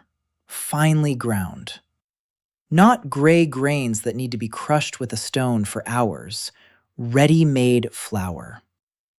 Eggs. Large. With burgundy shells. The yolk inside was orange like a sunset. Meat. Not the tough game of hellish boars. Livestock meat. Tender. Pink. With a thin, marbled layer of fat. And spices. Pouches of powders and seeds and dried leaves. Dan opened each one, sniffed, tasted a bit on the tip of his tongue. One powder was black and fiery. Pepper. Not black pepper, but something with the same effect. A burning sensation on the tongue, warmth in the throat. The second was reddish with a smoky aroma. Paprika, or its local equivalent. The third was yellow and earthy. Turmeric. The fourth was brown and slightly sweet. Cinnamon. The fifth had a sharp floral scent, something between cardamom and cloves. Dan arranged everything on the shelves, each jar in its place, each bag marked with a notch in the clay. He stood in the middle of his kitchen, and his head was spinning. Not from fatigue, from the possibilities. Over the past 2 months, he'd worked with a dozen ingredients. Now he had 50. He could make anything. Well, almost anything. The first thing he made, noodles. New noodles, made from white flour. He kneaded the dough. Flour and water and a pinch of salt and 1 egg. He kneaded it for 20 minutes. The dough became smooth and elastic. He let it rest for half an hour. Then he rolled it out. Thin. Thinner than with gray flour. He cut long, even strips. He picked up one. It stretched without tearing. Elastic. Dense. Perfect for ramen. He tossed a handful into the boiling miso broth. 3 minutes. He pulled them out. The noodles were yellow from the egg. Springy. Slippery. He placed a serving in a bowl of broth. On top, thin slices of fresh meat fried in oil with black pepper powder. Fermented root vegetables, green onions, half an egg, seaweed, and a drop of oil. He looked at the bowl. It was ramen. Real ramen, not an approximation, not a compromise. Ramen. Miso ramen with black pepper and tender meat. In another world, on the other side of reality. He took a bite, closed his eyes. Broth, noodles, meat. Everything was just right. Everything was right. He took a sip and swallowed, then took another, and stood with the bowl in his hands in a stone house at the crossroads of 3 roads, eating ramen. And he was 28 years old. And he was dead and alive, in hell and at home at the same time. Because if you can eat ramen, it means you're home somewhere. Yuna stood nearby and watched. He held out the bowl to her. She tasted it. She looked up. It's different. It's not the ramen it used to be. It's something. She didn't finish her sentence. She ate. From that day on, the menu at Cat's Crossroads split. There were the old dishes, made from local ingredients. For those who paid with what they found in the caves and on the plains, broths, stir-fries, rice made from gray grains. And there were new dishes, made from ingredients from the south, for those who could bring something more valuable, or for those whom Dan simply wanted to give them to. He didn't make a system out of it, didn't set prices, didn't draw up a menu. He just knew who needed what. Grurg still got his strong bone broth. The old goblin didn't want anything else. It was his soup, his discovery, his connection to the chef. The lizardfolk liked the stew, hot, quick, and bright, with a crunch and heat and red powder. The kobolds preferred rice. The quiet little creatures would sit in a corner and eat their rice and eggs and be silent and happy. The vampires got liver broth, thick and dark and life-saving. And for those who came for the first time and didn't know what they wanted, Dan cooked whatever he thought was best. And he was never wrong. On the third day after receiving the new supplies, a woman burst into Cat's Crossroads. The door flew open with a bang. Everyone jumped. Yuna dropped her bowl. The woman stood in the doorway, tall, a head taller than Dan, broad-shouldered. Her left forearm was wrapped in a rag, blood seeping through the rag, dark, thick.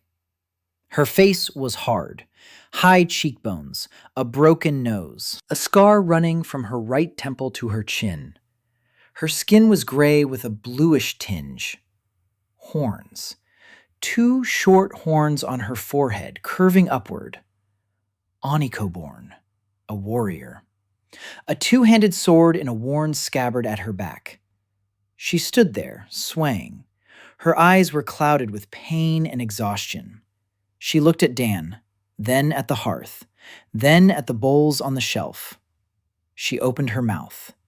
She said one word. Eat. And she collapsed to one knee. Dan was there a second later. He caught her, heavy.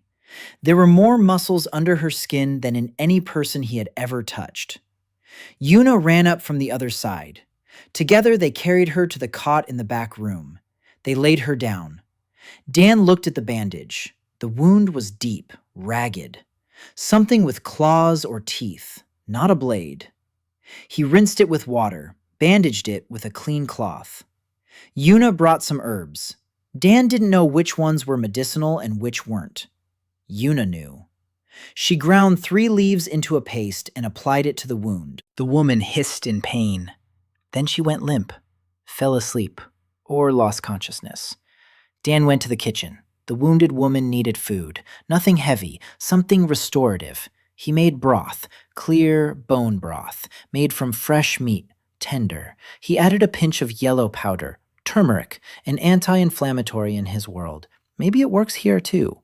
He added finely chopped green onions, 1 egg beaten into the hot broth, thin strands of egg white in the golden liquid.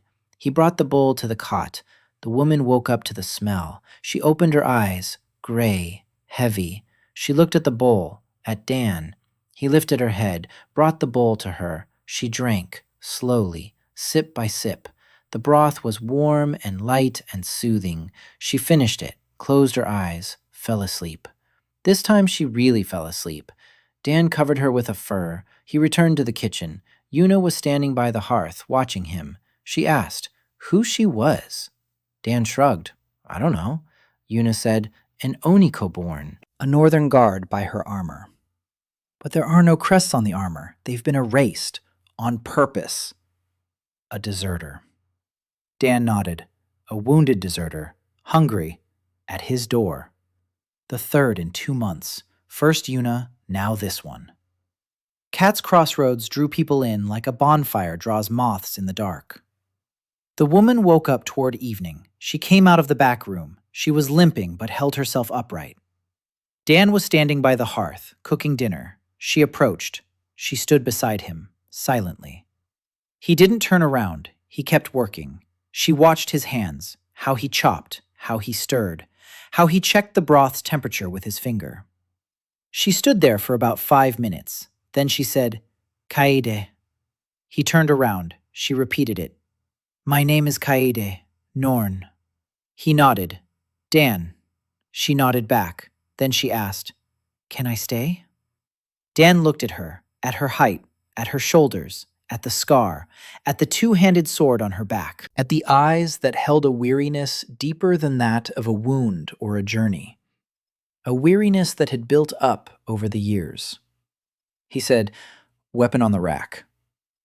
She looked at him for 3 seconds. Then she took off her sword, carried it to the rack, put it down, came back. He placed a bowl of ramen in front of her. Fresh ramen. White noodles with tender meat and miso broth. She sat down. She picked up the chopsticks. Her hands were shaking, not from weakness. She was a warrior.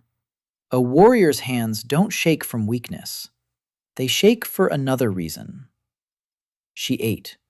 For a long time. Not because there was a lot, but because after every bite she paused, as if she needed time to process what was happening. She finished eating. She set the bowl down. She looked at Dan. She didn't say thank you. She didn't bow. She didn't cry. She said, "I'll stand by the door. No one will enter here with a weapon while I'm here." Dan looked at her, at the scar, at the broken nose, at the heavy gray eyes. He nodded. From morning on, Kaede stood at the door of the Kota Crossroads.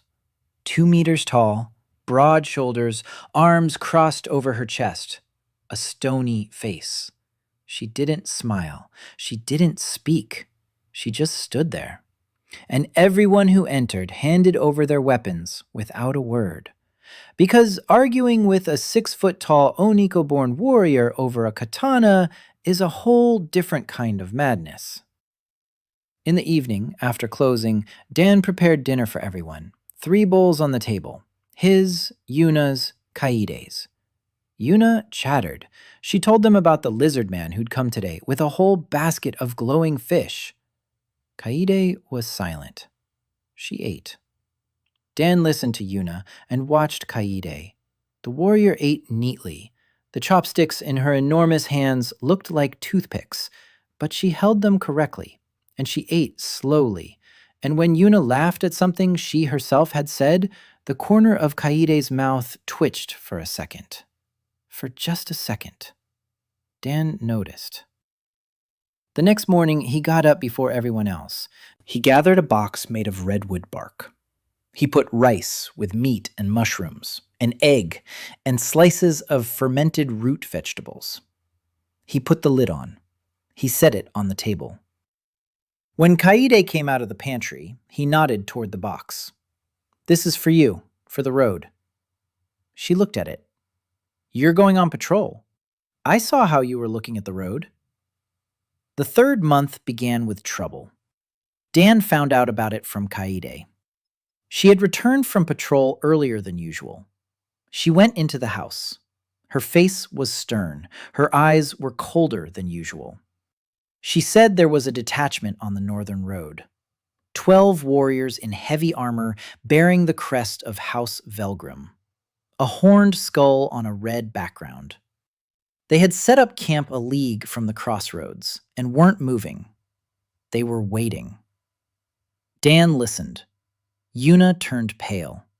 Pika cowered in a corner. Even Dorg stopped moving his 4 arms. House Velgrim, the North. Lord Velgrim the Crimson, one of the 7. Dan knew about him from Yuna. She used to tell him stories in the evenings. Lord Velgrim rules the northern mountains. His domain consists of mines, forges, and an army. The onikoborni form his guard. Kaede is his former subject. He is cruel and straightforward, and believes that strength is the only argument. Dan asked Kaede, "They're after you." She shook her head. "No, they wouldn't send 12 plate-armored soldiers for me. They would send a single assassin. It's a delegation." Dan nodded. A delegation to him. The rumors had reached the Lord of the North. The next morning, they arrived. Not all 12, 3. The commander and 2 escorts. The commander was an onikoborn, shorter than Kaede, but broader, a face like a block of stone, 4 horns, dark steel armor, a crest on his chest. He entered the house. He looked at the weapons rack. He looked at Kaede, who was standing by the door with her arms. Their eyes met. Something flashed between them. Recognition, hatred, or something more complex. The commander drew his sword. He placed it on the rack. The 2 behind him did the same. He sat down at the table. He looked at Dan. He spoke. His voice was low and steady as a rockfall. He said that Lord Velgrim the Crimson had heard of the cook, that the cook from another world prepared food from that makes demons weep, that Lord Velgrim was offering the cook a place at court, personal chef to the Lord of the North, a salary, protection, status, whatever the cook desires. In return, the cook would travel to the northern capital and cook exclusively for House Velgrim. Dan listened. Yuna translated what he didn't understand. When the commander finished, Dan was silent for a moment. Then he asked, "And if I refuse?" The commander's expression didn't change. He said that Lord Velgrim hoped for a reasonable answer, that a refusal would be taken as disrespect, that the consequences of disrespecting the Lord of the North were well known to all. Dan nodded. He stood up. He went to the kitchen. He returned 10 minutes later with 3 bowls. He set them down in front of the commander and his men. Ramen, miso broth, white noodles, meat stir-fried with black pepper, egg, seaweed, onion. The commander looked at the bowl, at Dan, at the bowl. He picked up his chopsticks. He ate in silence.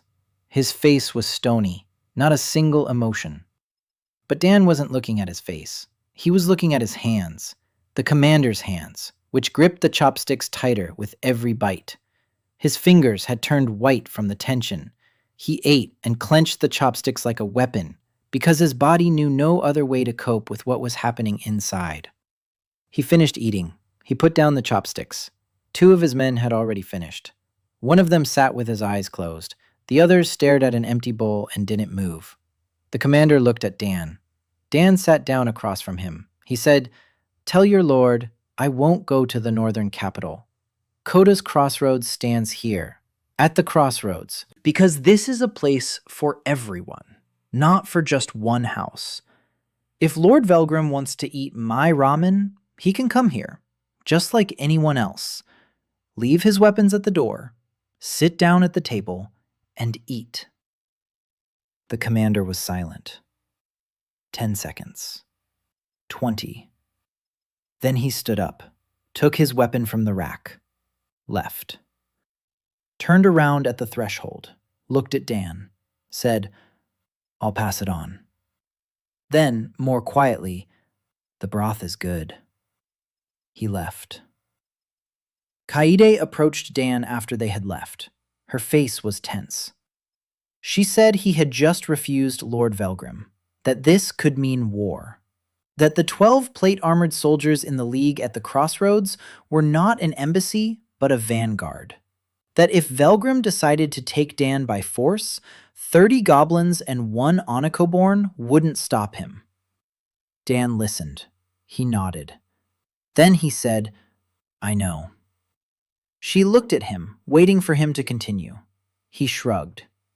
"I'm a cook, not a diplomat, not a warrior. If he sends an army, I won't be able to do anything. But if I leave with them, Cat's Crossroads will close. Yuna will be left alone. You'll be left alone. The goblins will be left without food. 150 creatures who come every day will go hungry. I can't. Kaede looked at him for a long time. Then she nodded. She said, "I'll double the patrols." She left. A week passed. The Lathniks didn't attack. They left on the fourth day. Dan didn't know why. Kaede suspected that the commander had conveyed to Velgrim not only a refusal, but also the taste of ramen. And Velgrim was thinking. What exactly he was thinking remained a mystery. But there was a respite, and Dan used it. 3 days after the armored warriors left, Lily came to the crossroads of Coda. She didn't look like the other visitors. Small, thin, pale skin but human. No horns, no fangs, no tails. A human. The first human besides Dan that he had seen in this world. She was wearing gray clothes, simple and coarse. A brown scar on her neck, a mark from a rope or a chain, calluses on her hands. Not from work, but from handcuffs. She stood at the threshold and looked inside. Her eyes were gray, behind round glasses made of thin wire. The lenses were cracked. Yuna approached. She asked, "Do you want to eat?" The girl flinched.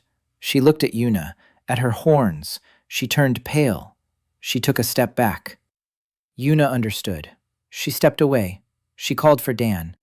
He came out from behind the hearth. He looked at the girl, a human, young, frightened, with marks from shackles on her hands. Dan pointed at himself, spoke in the common tongue. "A human, like you." She looked at him, didn't believe him. He repeated, "A human, from another world." She swallowed, spoke in the common tongue, clearly, without an accent. "Lily. My name is Lily Corwin." Dan nodded. "Come in, Lily." She entered, slowly, every step like walking through a minefield. Yuna stayed to the side. Kaede stepped away from the door. Pika and Dorg hid in the kitchen. Everyone understood. This girl was afraid of demons. All demons. Terrified. Dan sat her down at the table, the one farthest from the door, with her back to the wall, so she could see the whole room, so she would feel safe. He went to the kitchen, he thought. A human. She'd been running from someone. Marks of shackles, gray clothes, an order. Yuna had said there were people who came to Gehenna through the rifts, hunters of the light, fanatics. They exterminate demons. This girl was one of them, or had been. The marks on her hands said she hadn't left of her own free will. What did she need? Dan wondered. She wasn't hungry. Well, not very. Scared, lonely. In a strange world, among those she'd been taught to hate. She needed something familiar, something from her old life. He didn't know what her old life had been like, but he knew one thing. If the Hunters of Light were a human sect, that meant Lily had grown up among humans. That meant somewhere in her memory there was human food. Simple, peasant food. The kind her mother used to cook before the world turned cruel. Dan fried an egg. A simple egg. On one side, the white was set, the yolk runny. He placed it on a slice of gray bread. He'd learned to bake bread in the second week after getting white flour. Simple, unleavened, dense, but bread. A pinch of salt on top, and that was it. An egg on toast. He set it in front of Lily. She looked. At the toast, at the egg, at the runny yolk. And something happened to her face. Something Dan saw once a month, maybe less often. The moment when food goes not into the stomach, but into the memory. When the taste isn't yet on the tongue, but already in the eyes.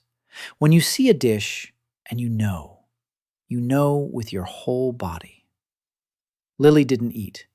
She looked at the toast. Her hands lay on the table, her glasses fogged up.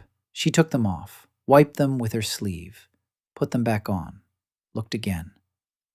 An egg on toast, a yellow yolk, white egg white, gray bread, grains of salt. She picked up the toast with her hands, took a bite. The yolk ran down her fingers. Lily stayed, like Yuna, like Kaede. The Koto intersection drew people in.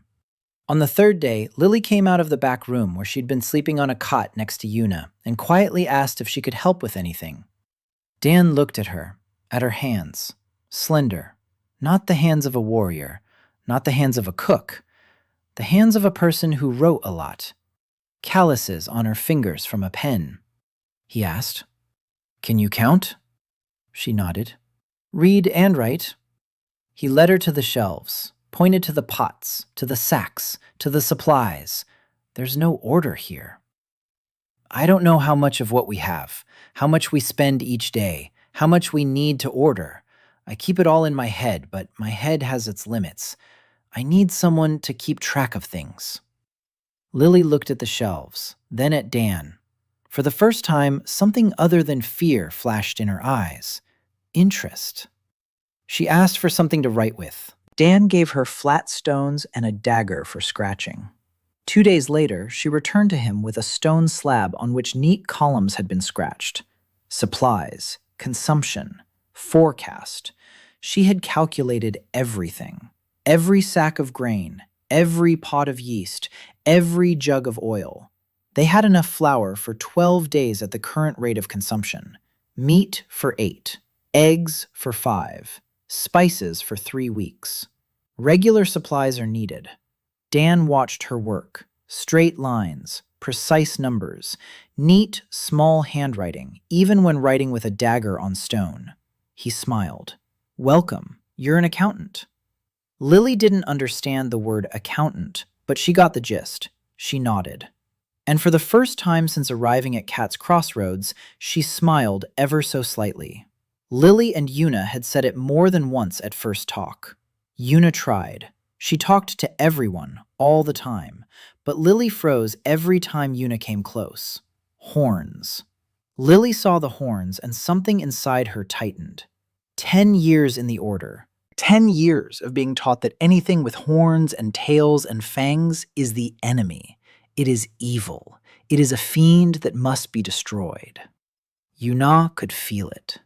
She didn't say anything, but she could feel it. Dan saw it. He didn't intervene directly. Instead, he did something else. Every morning, he prepared 3 servings of breakfast, 3 identical bowls of rice and eggs. He set them on the table, 3 seats. Yuna sat down first. Lily came in later. She sat across from her. They ate in silence. Every day, the same food, at the same table. On the 3rd day, Yuna moved the salt shaker toward Lily, without a word. On the 5th day, Lily pushed the plate of green onions toward Yuna, without a word. On the 7th day, Yuna laughed at something. Lily flinched, but she didn't pull away. On the 10th day, Yuna was telling a story about a lizard man and his glowing fish. Lily listened, and quietly asked what color the fish was. Yuna lit up and began to describe it. Blue, with silver stripes, and blind, with huge empty eyes. Lily grimaced. Yuna laughed. Lily smiled slightly. It was slow, painfully slow, but it was working. Because you can't hate a creature you eat rice and eggs with every morning. Dan knew that. His father knew that. His grandmother knew that. The table is a place where people stop being enemies. Not all at once. Not all at once. But inevitably. Lily took charge of the shopping. She compiled a list of suppliers. The goblins of Grurg. Bones and meat and bugs and mushrooms and seaweed and root vegetables. Lizardfolk. Fish from underground rivers and eggs of unknown creatures, and salt from mountain outcrops. Kobolds. Grains and wild onions and honey. Caravanners from the middle houses. Spices and oil and flour and cloth and utensils. And once every 2 weeks, a nameless wagon from the south. The best produce. No note after the first time. Just a wagon. Just supplies. Serene. Lily organized everything. She drew up a delivery schedule. She calculated a buffer stock in case of disruptions. She suggested drying surplus meat for the winter. She suggested smoking fish. Dan listened and nodded and was amazed every time.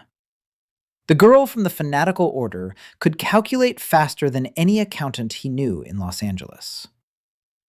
One evening, Lily lingered in the kitchen. Everyone had left. Dan was washing the pot. She sat at the table, scribbling numbers on a stone. Then she stopped. She looked up. She asked quietly, "You're not afraid of me?" Dan turned around. He looked at her. A thin, pale girl in cracked glasses, with calluses from handcuffs on her wrists. He asked, "What is there to be afraid of?" She replied, "I was a hunter. I killed demons. I was taught to kill. For 5 years, I believed they were all enemies. That Yuna was an enemy. That Kaede was an enemy. That Grurg was an enemy. I was the one they feared at night." Dan was silent. Then he said, "You were. And now you're sitting in my kitchen counting bags of flour." She lowered her eyes. She said quietly, "I saw my mentor torture a demon child, a boy. He was maybe 10 years old. His horns had just started to grow. My mentor said he was purifying him, that he was drawing out the filth." The boy was screaming. I stood there and watched. My whole order stood there and watched. No one moved. I didn't move either. Dan didn't interrupt. She continued, quieter. "Then at night, I went into the cell. The boy wasn't screaming anymore. He was lying there, trembling. I opened the door, let him out. They caught me 2 days later. The mentor wanted to purify me too, but I ran away, through the rift, back to Gehenru, to those we were taught to hate." She fell silent. Her hands were shaking. Dan came over. He sat down next to her, not across from her, next to her. He was silent for a moment. Then he stood up. He went to the kitchen. He returned 5 minutes later. Toast, an egg, a pinch of salt. He set it down in front of her. She looked at the toast. She looked at Dan. He said, "You saved that child. You did the right thing. We'll figure out the rest tomorrow. Now eat." Morning. Lily ate her toast and cried quietly and carefully, like someone who was used to crying so that no one would hear. Dan sat next to her and said nothing. He didn't comfort her. He didn't say everything would be okay. He just sat there. The 4th month began with Kaede bringing news. She had returned from the Southern Patrol. Her face was grim. She said she'd seen a camp to the west. Not demons. People. With white cloaks and the symbol of the broken sun on their shields. Hunters of the light. 10, maybe 15. 2 days' journey from the Crossroads. Lily turned pale. Dan looked at her, then at Kaede, then at Yuna, who was standing by the hearth, clutching a spoon with pale fingers. He asked Kaede, "Are they coming here?" She shook her head. "Not yet. They're camped out, scouting the area. But if they find out there's a man here who feeds the demons." She didn't finish. She didn't need to. Dan nodded. That evening, he prepared dinner for everyone. 4 bowls on the table. Yuna, Kaede, Lily, him. They ate in silence. No one talked about their day. The silence was heavy. Dan finished eating. He set down his bowl. He looked at his people. The 3 women sitting at his table. Yuna, 19 years old, a half-breed, who had been driven out from everywhere. Kaede, 26, a warrior, who had deserted so she wouldn't have to kill children. Lily, 20, a former hunter, who freed a demonic child and lost everything. 3 women, 3 kinds of pain, 3 reasons to be here. And him, 28, a cook, who died in a 24-hour shop in Los while protecting Aunt Han, and now he cooks broth in another world. He said, "The hunters will come, sooner or later. The lords will come too. Someone is bound to come." Mira Ventair appeared at the Cat's Crossroads by accident.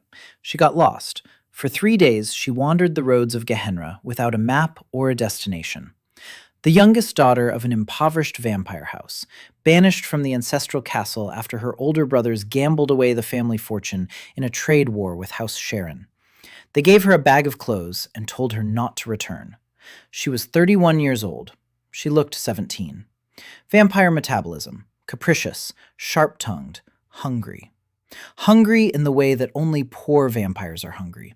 A constant itch under her skin, a constant burning in her throat, a constant hunger that no ordinary food can satisfy. Because vampires need blood, and good blood costs money. And Mira had no money. She was walking down the west road when she saw a stone house and a line in front of it, and the smell. The smell hit her from 50 paces away. She stopped. She drew in a breath. Her nostrils quivered. There was something about that smell. Something warm and thick and rich. Something that made the burning in her throat quiet down for a second. She walked over. She stood at the end of the line. The goblins in front of her glanced at her. The lizard man behind her snorted. A vampire in line at a goblin diner. Not a sight you see every day. Mira straightened her back, lifted her chin, put on the face she'd practiced to perfection over 30 years. The face that says, I'm above you. Everyone. Even when I'm standing in line. Especially when I'm standing in line. She waited her turn. She went inside. She looked around.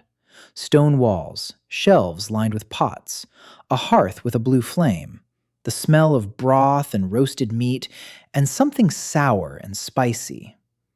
Kaede by the door, Yuna behind the counter, a black cat on the windowsill, and a man by the hearth, small by demonic standards. No horns, no fangs, no tail. Just a man with a knife in his hand and a towel slung over his shoulder. Mira sat down at the table. Yuna approached, asked what she wanted. Mira looked down at her, saw the horns. Half-breed. Mira grimaced, said, anything, I don't care. Yuna wasn't offended. She was used to it. She went over to Dan, whispered to him, a vampire, hungry, angry. Dan looked at Mira across the room. He saw pale skin, sunken eyes, dark circles, dry lips, trembling fingers. Chronic vampire hunger, like Nessa Kor's, but worse. Nessa was a mercenary with an income and could afford at least cheap blood. This girl hadn't eaten properly in a long time. He poured some liver broth. That very one, thick, dark, made from the bones and liver of a hellish boar. 20-hour, with iron and collagen and fat and protein. Everything that's in blood, but without the blood. He set it in front of Mira. She looked at the bowl, at the dark, opaque liquid. She sniffed it. Her eyes widened. Her pupils became vertical slits. Her hands stopped shaking. She took the bowl, brought it to her lips. She drank, not in sips, in a stream, like a person who had been running through the desert and finally found water. She drank and drank and drank, and the broth ran down her chin, and she didn't wipe it off because she didn't care. She finished it, set the bowl down, froze, sat motionless for 10 seconds, 20, 30. Then she slowly straightened up. She looked at her hands. They weren't shaking. She ran her tongue over her lips. They weren't dry. She put her hand to her throat. It didn't burn. She looked up at Dan. He was standing by the hearth, watching her, calmly, without expecting gratitude, without showing off. He just stood there, waiting for a reaction, like a chef waiting for a customer to taste the food. Mira stood up. She walked over to him. She stopped a step away. She was shorter than him, thin, small, with sunken eyes, dry hair, and pale skin. She said, I'm not hungry. Dan nodded. She repeated, louder, I'm not hungry. Do you understand? 31 years. For 31 years, I've been hungry every day, every hour, every minute. So hungry I want to bite the walls. So hungry I can't sleep. So hungry I think only of blood, only of it, always. And now. Not now. There's nothing. Quiet. It's quiet inside. You did this. With your soup. She choked. Dan was silent. She turned around. She walked to the door. She turned at the threshold. Her face was angry. Her voice was angry. She said, "I'll be back tomorrow, and you'll pour me some more. Got it? This isn't a request." She left, slammed the door. Yuna raised an eyebrow. Kaede snorted. Lily adjusted her glasses. Dan returned to the hearth. Peace returned. Every day she came, sat down at the table, received a bowl of liver broth, drank, left. She didn't say thank you. She didn't say hello. She didn't say goodbye. On the fourth day, she came in and sat down, and when Yuna brought the bowl, Mira looked at her and said, "Are you always this cheerful, or are you pretending?" Yuna blinked. Then she smiled. She said, "I'm not pretending. I like it here." Mira snorted. "You like carrying bowls around." Yuna shrugged. "I like that people smile after getting these bowls." Mira silently took the bowl and drank without looking at Yuna, but the next day she said, "I need a job." Yuna was at a loss. She called for Dan. He came out. He looked at Mira. She was standing in front of him, chin up, shoulders straight. Her face was haughty. But her eyes told a different story. Her eyes said, "I have nowhere else to go. I can't just come here and drink free soup every day. I need to do something, because if I don't do something useful, I'll go crazy being tied to this place. To you, to your damn broth." Dan thought. He looked at her hands, small, slender, but with long, nimble fingers. He asked, "What can you do?" She replied, "Nothing useful. I'm educated. I know the etiquette of the 5 houses. I know the history of the bloodlines. I know reception protocols and seating arrangements and 1,000 meaningless things that only aristocrats need." Dan raised an eyebrow. "Seating?" She nodded. He smirked. "You'll be the maître d'." She didn't know that word. He explained. "You'll decide who sits where, who sits next to who sits far from whom." Mira blinked. Then she understood. At the cat's crossroads, creatures who were sworn enemies outside sat at the same table every day. Goblins and lizards, vampires and kobolds, mercenaries from different houses. Seating 2 members of warring clans next to each other means a fight. Seating them too far apart means failing to solve the problem. You need someone who knows who hates whom, who's related to whom by blood, who had taken whose territory 3 generations ago. Mira knew. She was an aristocrat. She had grown up with this knowledge. And for the first time in her life, this knowledge was useful. She nodded. "I agree." From that day on, Mira stood at the entrance next to Kaede. Kaede kept an eye on the weapons. Mira watched the seating arrangements. A goblin from the Grurg clan enters. Mira points to a spot by the wall. A lizard man from the River clan enters. Mira points to the opposite end. 2 mercenaries from the Middle House caravan enter. Mira looks at their insignia. She mentally calculates. These are from the House of Thorn. Those lizard men have by a trade agreement with House Seren. Conflict is unlikely. They can be seated closer. It worked. Mira was sharp and domineering and cantankerous, and she said things that made Yuna blush and Kaede clench her fists. But she was a brilliant maître d'. Not a single conflict in the dining room all week. Not a single sidelong glance that escalated into a growl. Not a single incident, because Mira Ventair knew exactly where to seat everyone so that tension remained below the threshold. Dinner was now for 5. Dan, Yuna, Kaede, Lily, Mira. 5 bowls on the long table. Yuna chattered. Kaede was silent. Lily quietly wrote something on a stone. Mira criticized everything. The broth was too hot. The rice was too gray. The meat was too tough. Yuna was too loud. Kaede was too quiet. Lily was too pale. Dan was too calm. She criticized and ate and ate. And every evening after dinner, she would go to her corner and sit quietly, wrapping her arms around her knees. And Dan knew she sat that way because she felt good, because her hunger was silent, because she was warm, because she had a table and people at that table, because for the first time in 31 years, she had a place. Hana Cheon appeared just like that. Lily had gone to the kobolds to pick up a delivery. The road ran through the western forest. Usually Dorg went with her, but that day the four-armed goblin had a stomachache and stayed behind.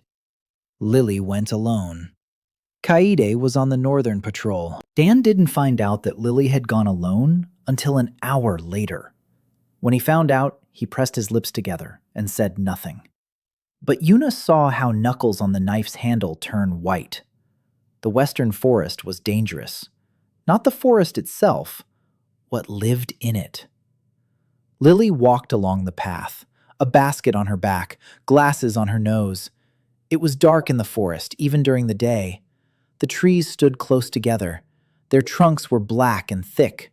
The canopies closed in overhead and let no light through. Soft soil beneath her feet. Silence. Too much silence. Lily stopped. Something was wrong. She listened. Nothing. No birds, no rustling, no wind. The kind of silence that comes when all living things have hidden themselves. Lily ran. Too late. They emerged from behind the trees. 3 of them. White cloaks. The symbol of the shattered sun. Light armor, swords, hunters of the light. A reconnaissance squad. Lily froze. The blood drained from her face. Her legs wouldn't move. She knew these people. Not personally, but she knew the uniform and knew the symbol and knew what the broken sun meant. Purification. Fire. Pain. The eldest of the 3 looked at her, young, about 25 years old, blonde hair, blue eyes, a handsome, regular face. He recognized her clothes, recognized her glasses. Novices of the order wore those. He said her name. Lily Corwin. A fugitive, a heretic, a traitor to the faith. His hand rested on the hilt of his sword. Lily closed her eyes. And then a woman stepped out from behind a tree. Short, stocky, dark hair tied in a bun. An Asian face with deep shadows under her eyes. A worn leather jacket on her shoulders. Nothing in her hands. She stood between Lily and the hunters, calmly, as if she'd just stepped out for a walk. The senior hunter looked at her. He frowned. A human, unarmed, without armor, in the demonic forest. He told her to step aside. She didn't move. She spoke, in the hunter's language, fluently, no accent. She said that this girl was under her protection, that if they wanted to take the girl, they would have to get past her. The elder laughed. Past you, unarmed. The woman smiled, raised her hand, snapped her fingers. The ground beneath the hunter's feet flared, not with fire, with light, a green, glowing light. Tree roots stirred. They rose from the soil. They wrapped themselves around the hunter's legs, tightly, quickly. Within 3 seconds, all 3 were knee-deep in living roots and couldn't move. The elder lunged. The roots tightened. He drew his sword. He slashed at a root. The blade bounced off. The roots were hard as stone. The woman stood and watched, calmly. Then she said, I won't kill you. Leave. Forget this path. Forget this girl. If you return, the forest won't let you out. The roots released them. The hunters exchanged glances. The eldest looked at the woman with a long, heavy gaze. Then he turned. He left.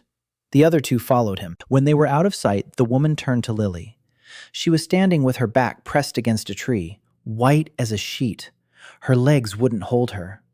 The woman crouched down beside her. She said quietly, It's over. They're gone. Breathe.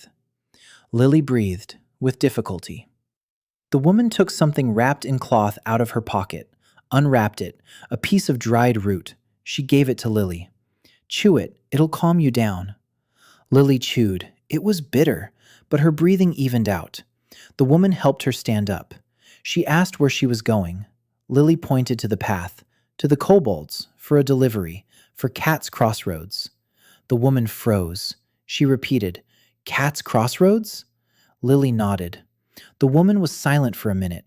Then she asked, quietly, Who's cooking there? Lily said. Dan, a man, from another world, a cook. The woman closed her eyes. She stood like that for a few seconds. Then she opened them. She said, Take me there.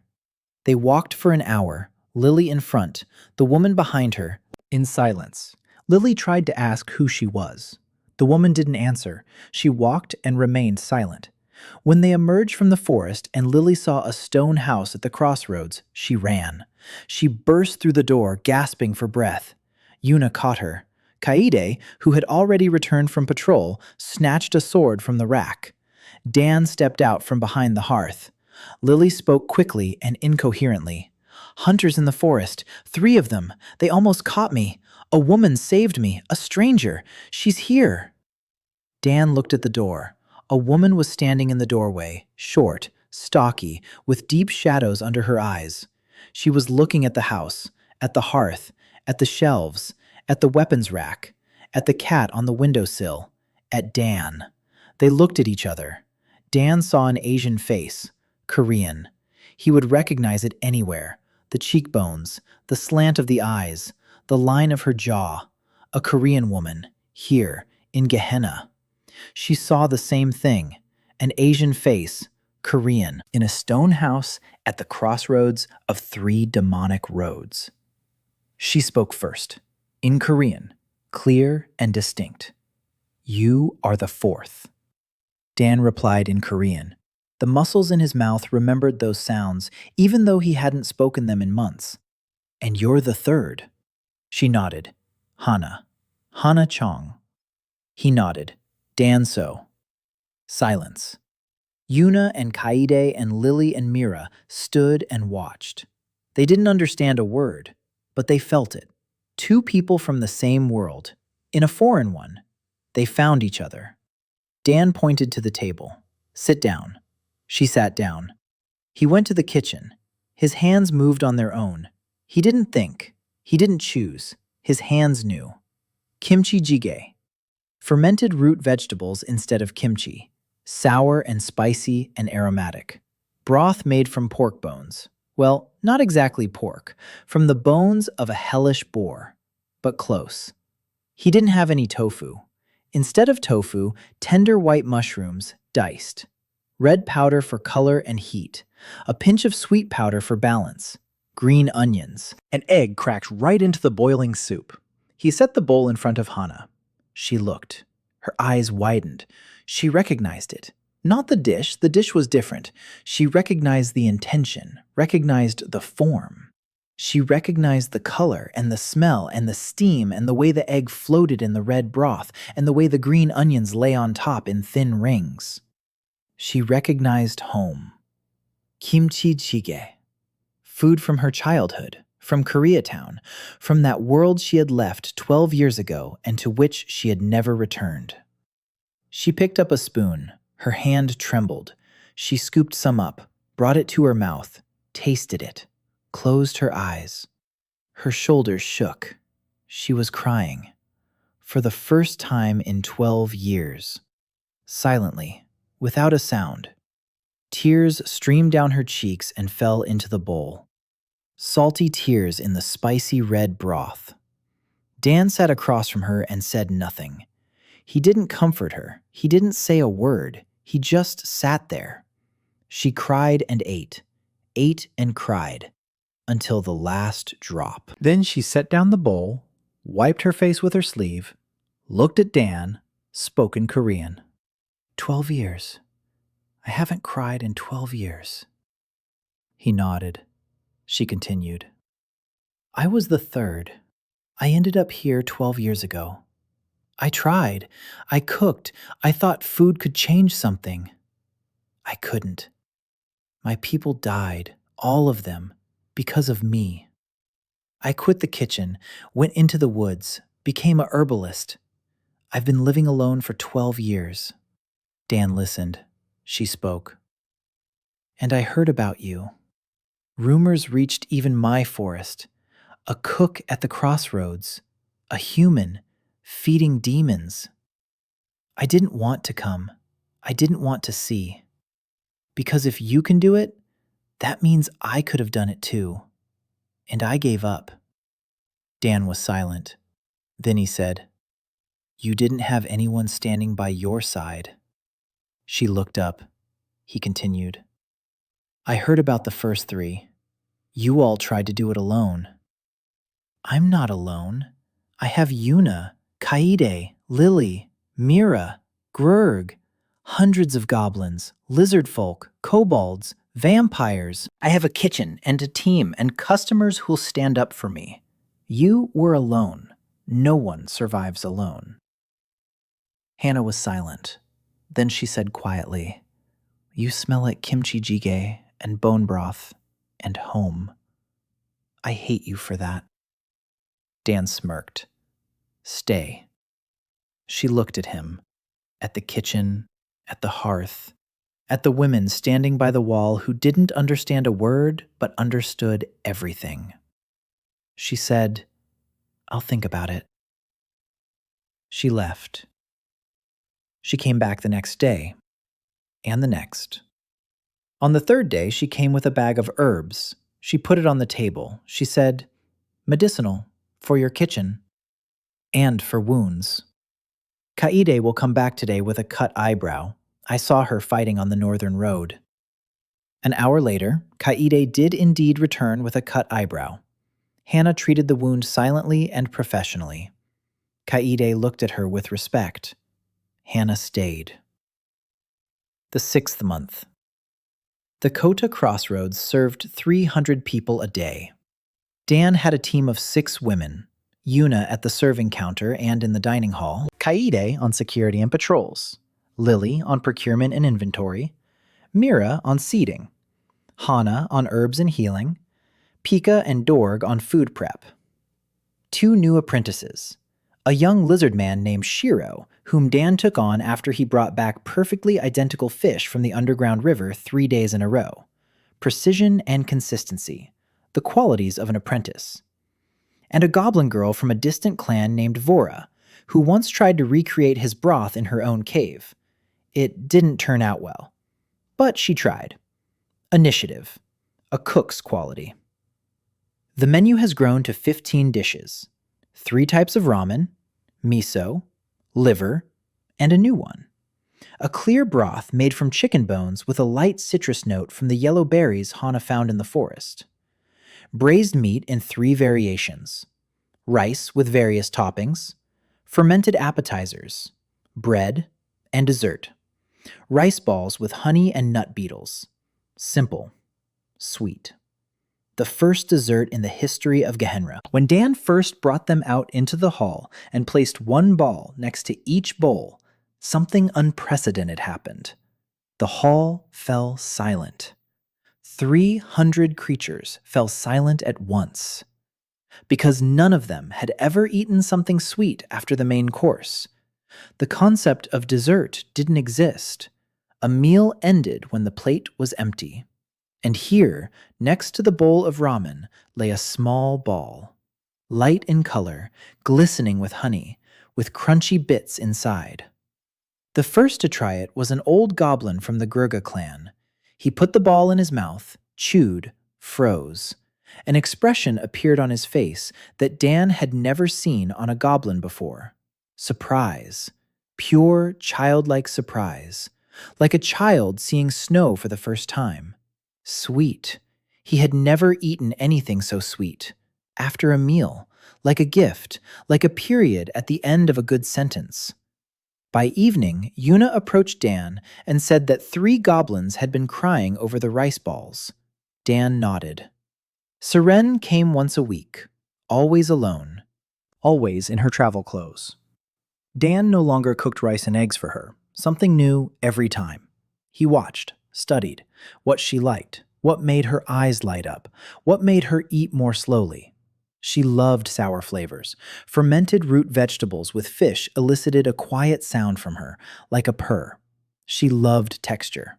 Crunchy next to soft, sautéed mushrooms on a bed of mushy rice. She didn't like sweet things. She took a bite of a rice ball with honey and set it aside. Dan remembered. On his next visit, instead of dessert, he gave her a handful of crispy, fermented seaweed sprinkled with red powder. She ate it all and looked at him with an expression that said, "You remembered." He remembered. He always remembered. By the 7th month, what Dan had both hoped for and feared came to pass. Arch-Inquisitor Cassius Vane learned of the cook's existence. Dan found out from Hana. She had just returned from her evening patrol of the forest. Her face was gray. Her eyes were heavy. She said that her old contacts among the people beyond the rift had passed on the news. The Order of the Light Hunters had declared a crusade on the territory of Gehenna. The goal? The destruction of the creature known as the Cook. The man who betrayed his kind. A man who feeds the demons. The heart of corruption. Arch-Inquisitor Cassius Vane is personally leading the squad, 50 warriors, through the rift, through the western forest, to the Crossroads. A 2-month journey, maybe 3. Dan listened. He looked at his people. All 6 were there. Yuna turned pale. Lily clenched her fists until they turned white. Kaede placed her hand on the hilt of the sword on the rack. Mira crossed her arms and muttered that this was to be expected. Hana was silent. Dan sat down at the table. He thought, 2 months. He had 2 months. He said, "We won't run away. The Coda Crossroads is here, so we're staying here." Kaede nodded. Yuna nodded. Lily nodded. Mira snorted, but nodded. Hana looked at him for a long time. Then she said quietly in Korean, "My people didn't run away either. They stayed. And died." Dan replied in Korean, "Your people were alone. We have 300 clients a day, and the 3 houses know about us." Hana shook her head. 300 goblins and lizardmen won't stop 50 trained warriors of the Order. Dan knew she was right. He said, "Then we need more than just goblins to protect us." The next morning, he sent 3 messages. One with a goblin runner to the south, for Seren. One with Kaede to the north, to the commander of the Velgrim plate-armored soldiers who said the broth was good. And one with Lily to the kobolds, to the caravanners of the middle houses. All 3 messages were identical. Koth's Crossroads invites you to dinner in 7 days.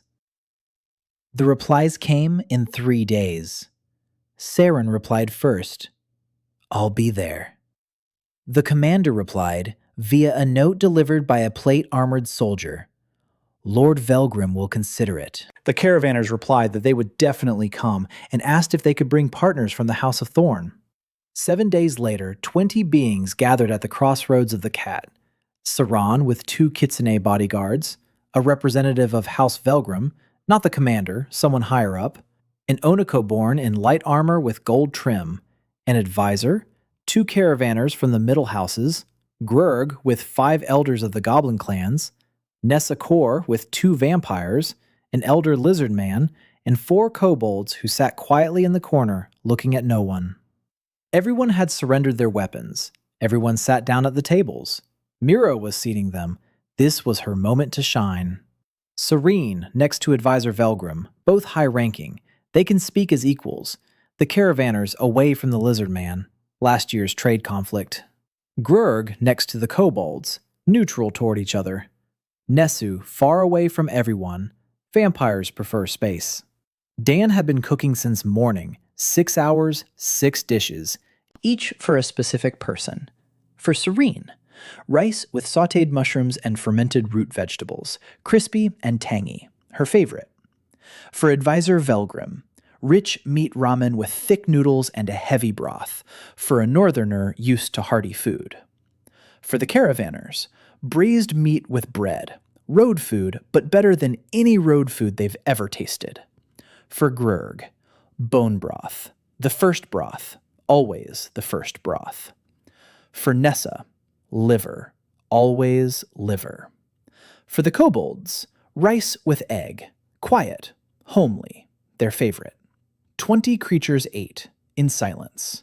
At first in silence, then quietly. Then what Dan had seen 1,000 times in his father's restaurant began. People who eat good food start talking to each other. Not right away, not on purpose, but the broth loosens the throat, and the warmth loosens the shoulders, and the fullness loosens the face. And someone says something to their neighbor, and the neighbor replies. And 10 minutes later, a conversation is underway at the table. Seren was talking to Velgrim's advisor about the demonic steel mines. Quietly, without threats, like two people having lunch. Not like the heiress of the south and the representative of the north. The caravan driver was asking the lizard man about routes through the swamps. Nessa was listening to the goblin elder who was about cave systems. The kobolds spoke quietly with Grurg about the grain trade. Dan stood by the hearth and watched.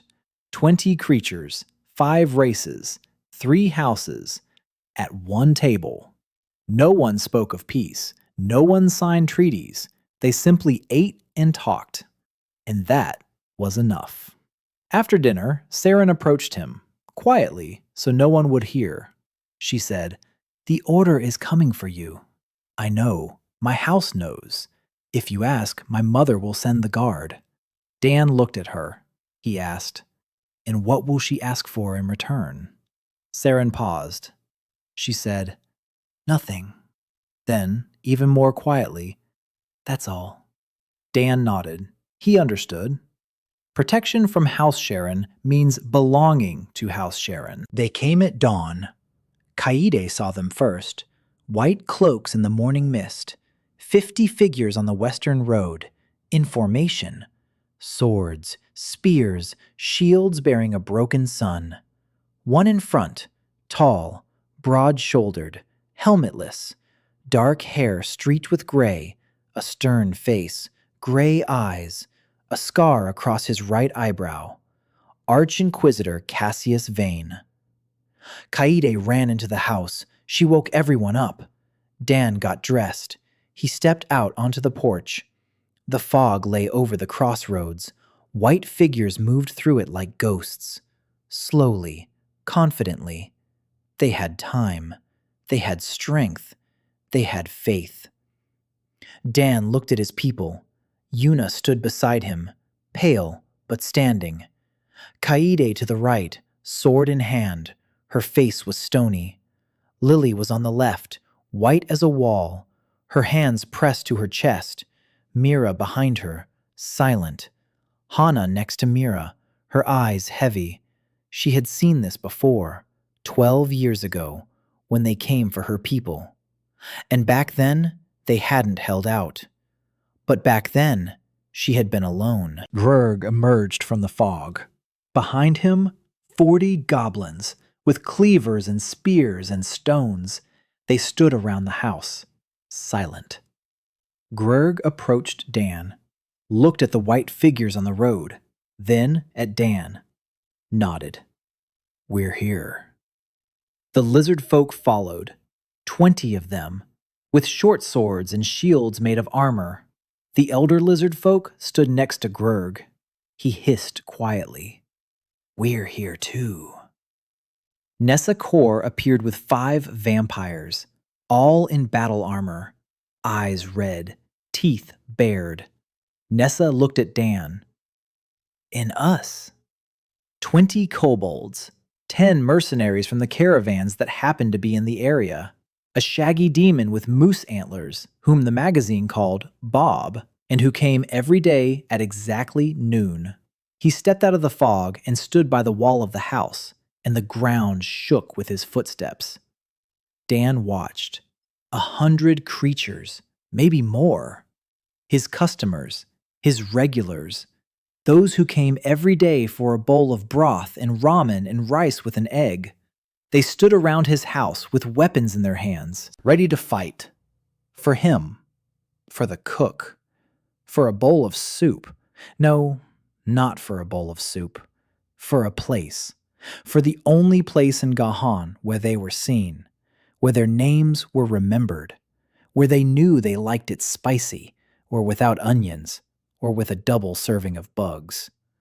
for a place where they weren't goblins or lizard men or vampires, but Grurg and Nessa and Bob. Dan turned and went into the house. Yuna followed him. She asked, "What are you doing?" He replied, "Cooking." She froze. He repeated, "I'm cooking. They're fighting. I'm cooking. Everyone does what they're good at. I can't fight. I can make broth." He lit the second fire. He pulled out all the supplies. He set up 4 pots, 1 for each fire, and 2 over the coals. Yuna stood there for a second. Then she nodded.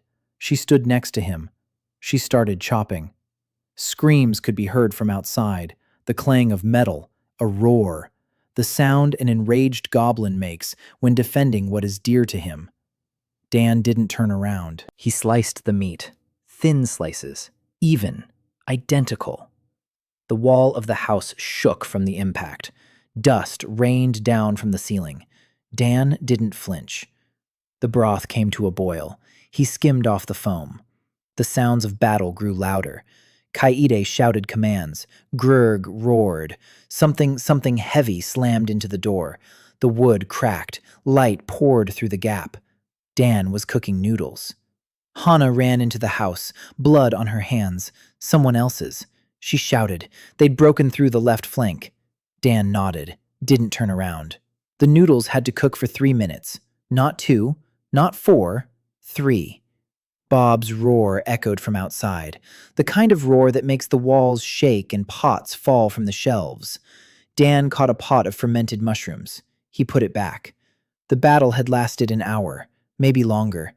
Dan had lost track of time. He was cooking, frying, chopping, arranging. Yuna helped, silently. Tears streamed down her face, but her hands moved precisely and quickly. She sliced seaweed and cried. She sliced onions and cried. And she didn't stop. Then the noise subsided. Not immediately, gradually. The shouts grew fewer. The clanging grew quieter, and finally, silence. Dan set the last bowl on the table. He turned toward the door. The door hung on a single hinge. A man stood in the doorway, tall, in a white cloak splattered with black demonic blood. A sword in his hand, a stern face, gray eyes, a scar across his eyebrow. Cassius Vane. He had broken through the goblins, through the lizardmen, through the vampires, through Kaede, through Bob. Alone. He had broken through to the house, to the kitchen, to the cook. He stood in the doorway and looked at Dan. The sword was pointed forward. The blade trembled. Not from weakness, from rage. Or from something else. Dan stood by the hearth, unarmed, a towel draped over his shoulder, his hands in the broth up to his wrists. He looked at Cassius. He saw him, a tall man with a sword and fury in his eyes. But not only that, a tired man, a hungry man, a man who had walked for 2 months across a demonic continent with 50 warriors and a faith that was cracking at the seams. A man whose scar across his eyebrow was old, very old, the kind of scar you get when you're a child. Dan wiped his hands, slowly, calmly. He took a bowl, filled it with broth, the very broth he had been simmering all night. Bone broth. 20 hours worth, made from the best bones in the stockpile, with liver, with mushrooms, with Hannah's herbs, with love and time and patience. He put noodles in the bowl, meat, an egg, seaweed, onions, a drop of oil, a pinch of salt. He set the bowl on the table, right in front of Cassius. He looked him in the eyes. He said, "Sit down. Eat, then kill me if you can." Cassius stood there, sword in hand, the bowl on the table, steam rising from the broth, the smell, warm, rich, meaty. homely, a smell that makes something inside tighten, something old and forgotten. Cassius looked at the bowl, at the steam, at the golden broth, at the yellow noodles, at the pink meat, at the runny egg yolk, at the green onion feathers, at a drop of oil glistening like a tiny sun. He lowered the sword, slowly. The tip touched the floor. He let go of the hilt. The sword fell with a clang. Cassius sat down, in front of the bowl. He placed his hands on the table. They were trembling. He picked up the chopsticks. His hands trembled harder. He brought the noodles to his mouth. He ate, chewed, swallowed, ate some more. Broth, meat, noodles, egg, seaweed. He ate and ate and ate, and stopped halfway through the bowl. The chopsticks froze. His face changed. The stiffness was gone, like a mask that had been removed. Beneath the mask was the face of a boy, a 10-year-old boy who had stood and watched his mother burn, who had joined the order to change something from within, and had broken, and became the one who sets other mothers ablaze. Tears streamed from Cassius Vane's gray eyes, quiet, salty. He cried and ate and cried. Like Hana over kimchi-jjigae, like Seren over rice with egg, like Grurg over his first bowl of broth, like everyone who sat down at this table and received what they hadn't expected.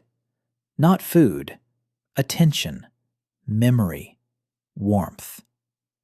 Cassius finished eating. He set down his bowl, wiped his face with the sleeve of his white coat splattered with black blood. He looked at Dan. Dan stood by the hearth, silently. He looked at him, without malice, without fear, without triumph. Just looking, like a cook looks at a customer who has finally eaten. Cassius said hoarsely, "My mother, she cooked. Simple food. Root vegetable soup, bread, nothing special. But she cooked for me, every morning, until the order came and said she was a witch. And I stood there and watched. I was 10. Dan listened. Cassius continued, "Your soup, it smells like her kitchen. I don't remember her face, but I remember the smell. I've remembered the smell for 20 years. He fell silent. Dan walked over to the table, sat down across from him, said, "You can stay." Cassius looked at him.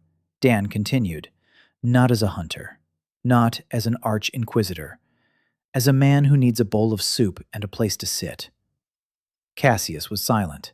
Footsteps sounded behind the door. Kaede entered, blood on her face, a sword in her hand. She saw Cassius. She raised her sword. Dan raised his hand. "Don't." Kaede froze. She looked at Dan, at Cassius, at the empty bowl, at the fallen sword. She lowered hers. She stepped back toward the wall. She stood and watched, ready for anything. Cassius stood up. He picked up his sword. Dan didn't move. Cassius turned the sword so the hilt was facing forward. He held it out to Dan. Dan didn't take it. He pointed to the stand by the door. Cassius looked at the stand, at the goblin cleavers, at the mercenaries' swords, at Grurg's dagger. He placed his sword next to it, the hunter's heavy blade next to a rusty goblin knife. He turned to Dan. He said, "I'll stay until morning." Dan nodded. Until morning. Outside, the wounded were moaning. Hana was already running among them, bandaging, healing. The goblins, lizard men, vampires, and hunters, those who lay there and couldn't get up. She healed everyone, without distinction, because a wounded person is a wounded person, because Hana was a healer, and a healer doesn't choose. The morning after the assault was quiet. Dan stepped out onto the porch. The crossroads were torn up. Stones had been moved. The ground was plowed up. Traces of blood, black, demonic blood, and red, human blood. The house stood. The walls had held. The door hung on a single hinge. One window was broken. The roof was intact. The hearth was burning. The blue flame was steady and quiet, as always.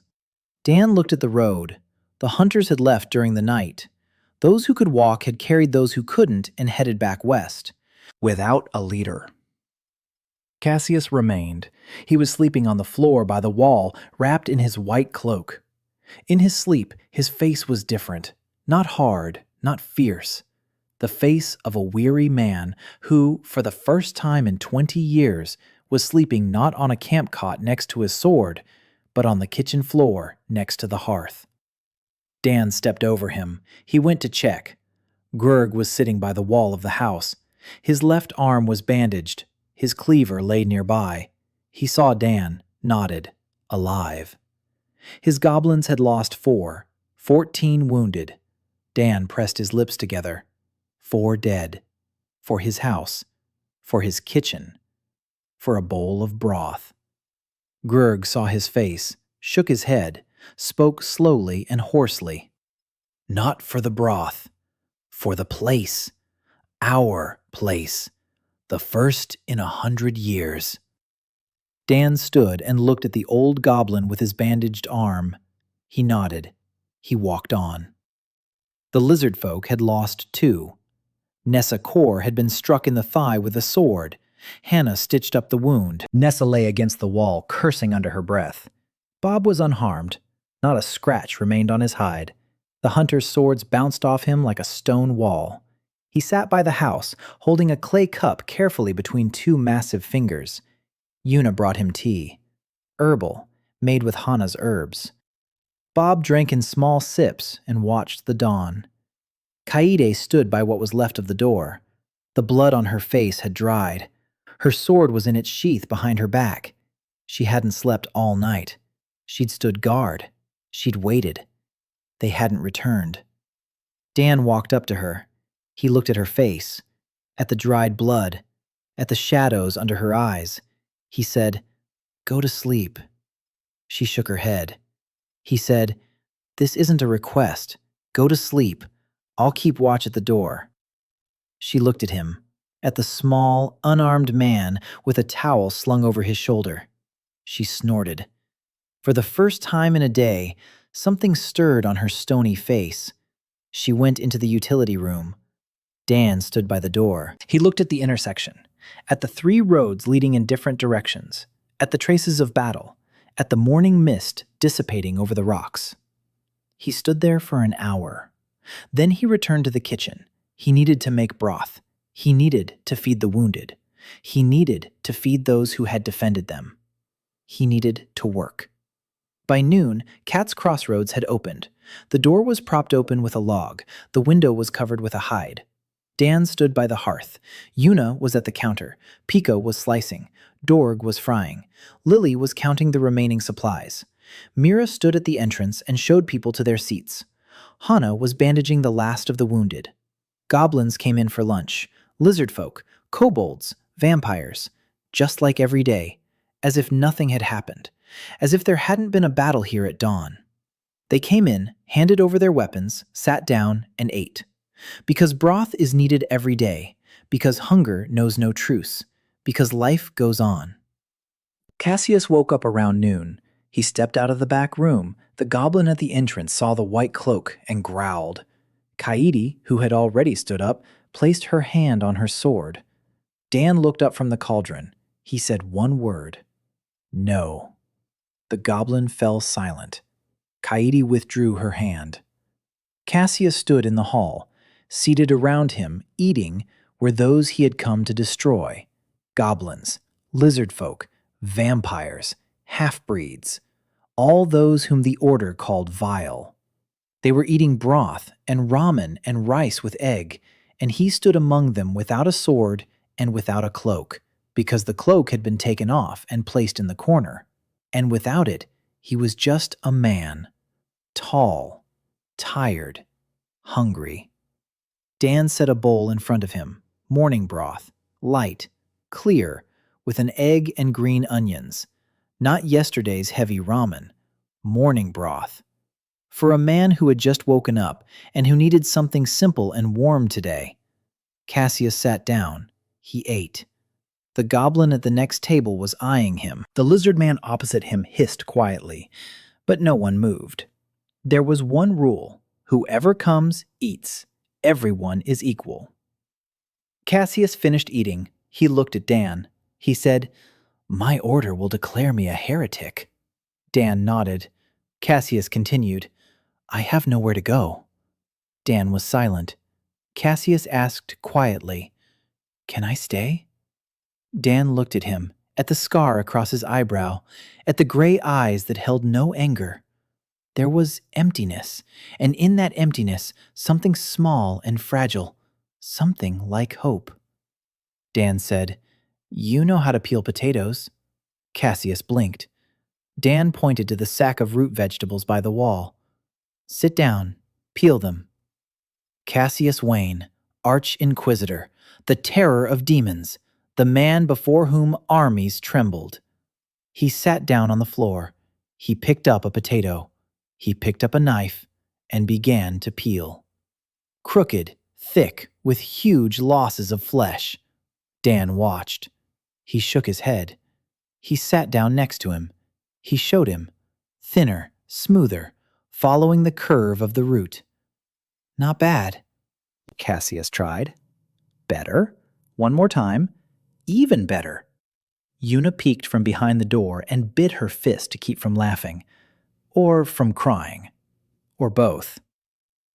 A week passed. Then another. Cassius didn't leave. He peeled root vegetables, washed bowls, carried water, chopped wood, did everything he was told, silently, without complaint, from morning till night. The goblins stopped growling at the sight of him.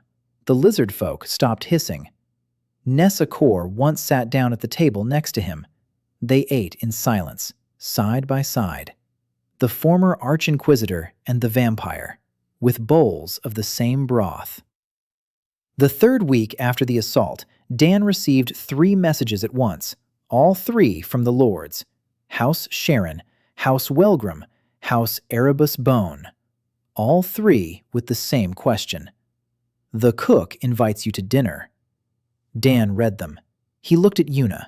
He looked at Kaede, at Lily, at Mira, at Hana, at Cassius, who was standing in the corner wiping a bowl with a rag. He said, "3 lords want to come to dinner." Silence. Mira sat up straight. Her eyes lit up. She said, "The seating arrangement will be tricky." Dan smiled. "Dinner in 7 days. Let's get ready." 7 days. Dan prepared. Ingredients, recipes, each dish for a specific guest. He asked everyone questions. Seren told him about her mother, Shireen, 9-tailed. Ancient, refined, eats only light and exquisite fare. Kaede told him about Velgrim, rough, direct, loves meat and bread, hates frills. Hana told him about Erebus the Bone, the eldest of the lords. His body is half ruined, can only eat liquids.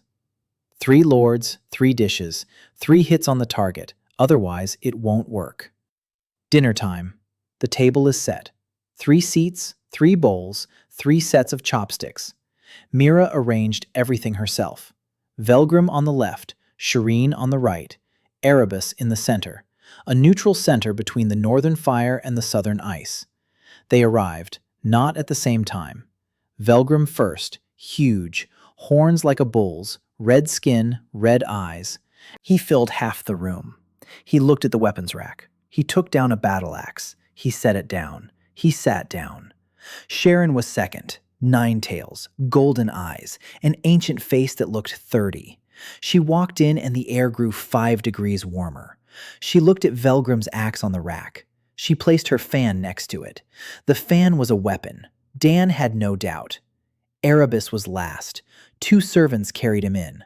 Thin, almost a skeleton in a robe. A face like a skull covered in skin. Eyes burning with green fire in empty sockets. Ancient, terrifying. He looked at Dan. Dan looked at him. He didn't look away. Erebus sat down. 3 lords at one table, for the first time in 70 years. Dan brought out the dishes. In front of Velgrim, a rich roast, meat in large chunks, braised for 8 hours, tender as butter, in a thick, dark sauce made from fermented mushrooms. Bread, warm, fresh, heat and strength and simplicity. Velgrim looked, nodded, began to eat. In front of Seren, tender duck, not duck, a local bird with a long neck.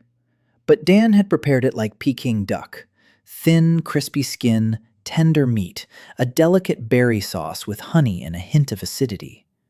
Beside it, the thinnest white flour crepes. Seren raised an eyebrow. She picked up a crepe, placed a piece of the bird on it, rolled it up, took a bite. Nine tails froze simultaneously. Before Erebus, a clear broth, as pure as a mountain stream. But the taste of 24 hours of simmering, a taste gathered from bones and herbs and mushrooms and patience, strained 5 times and brought to absolute clarity. A single sprig of gray mint floated in the broth, nothing else. Erebus lifted the bowl with bony fingers, brought it to what had once been his mouth, drank, slowly. Green lights flickered in his eye sockets. The 3 lords ate, in silence. Dan stood by the wall. Yuna stood by the door. Kaede stood guard. Lily was in the back room, counting something. Mira stood in the corner, making sure no one encroached on the table's space. Hana was by the window. Silence.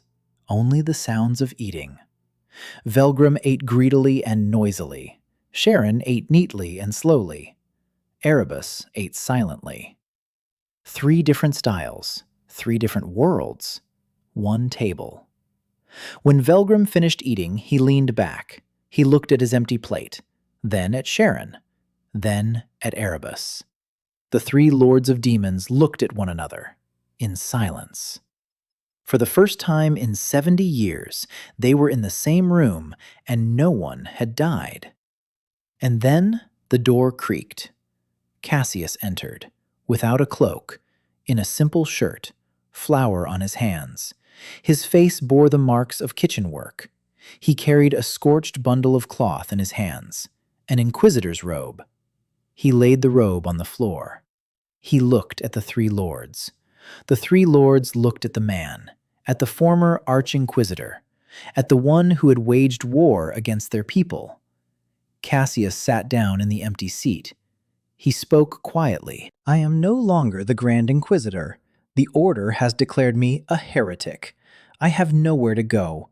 May I have something to eat?" Silence. Velgrim clenched his fists. Seren narrowed her eyes.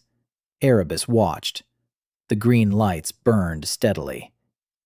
Dan stepped out of the shadows. He was carrying a 4th bowl. Ramen. Plain miso ramen. He set it down in front of Cassius. He returned to the kitchen. The 3 lords looked at their former enemy. Cassius stared into the bowl.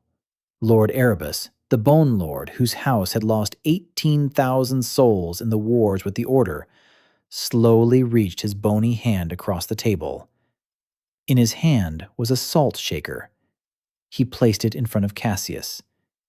He said in a voice that sounded like the wind in an empty well, "It's tasteless without salt."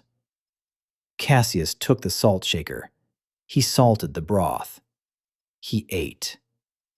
Yuna peeked through the door. Tears streamed down her face. She covered her mouth with her hand to keep from sobbing. Dan stood by the window. He looked at the snow. The first snow in Gehenna.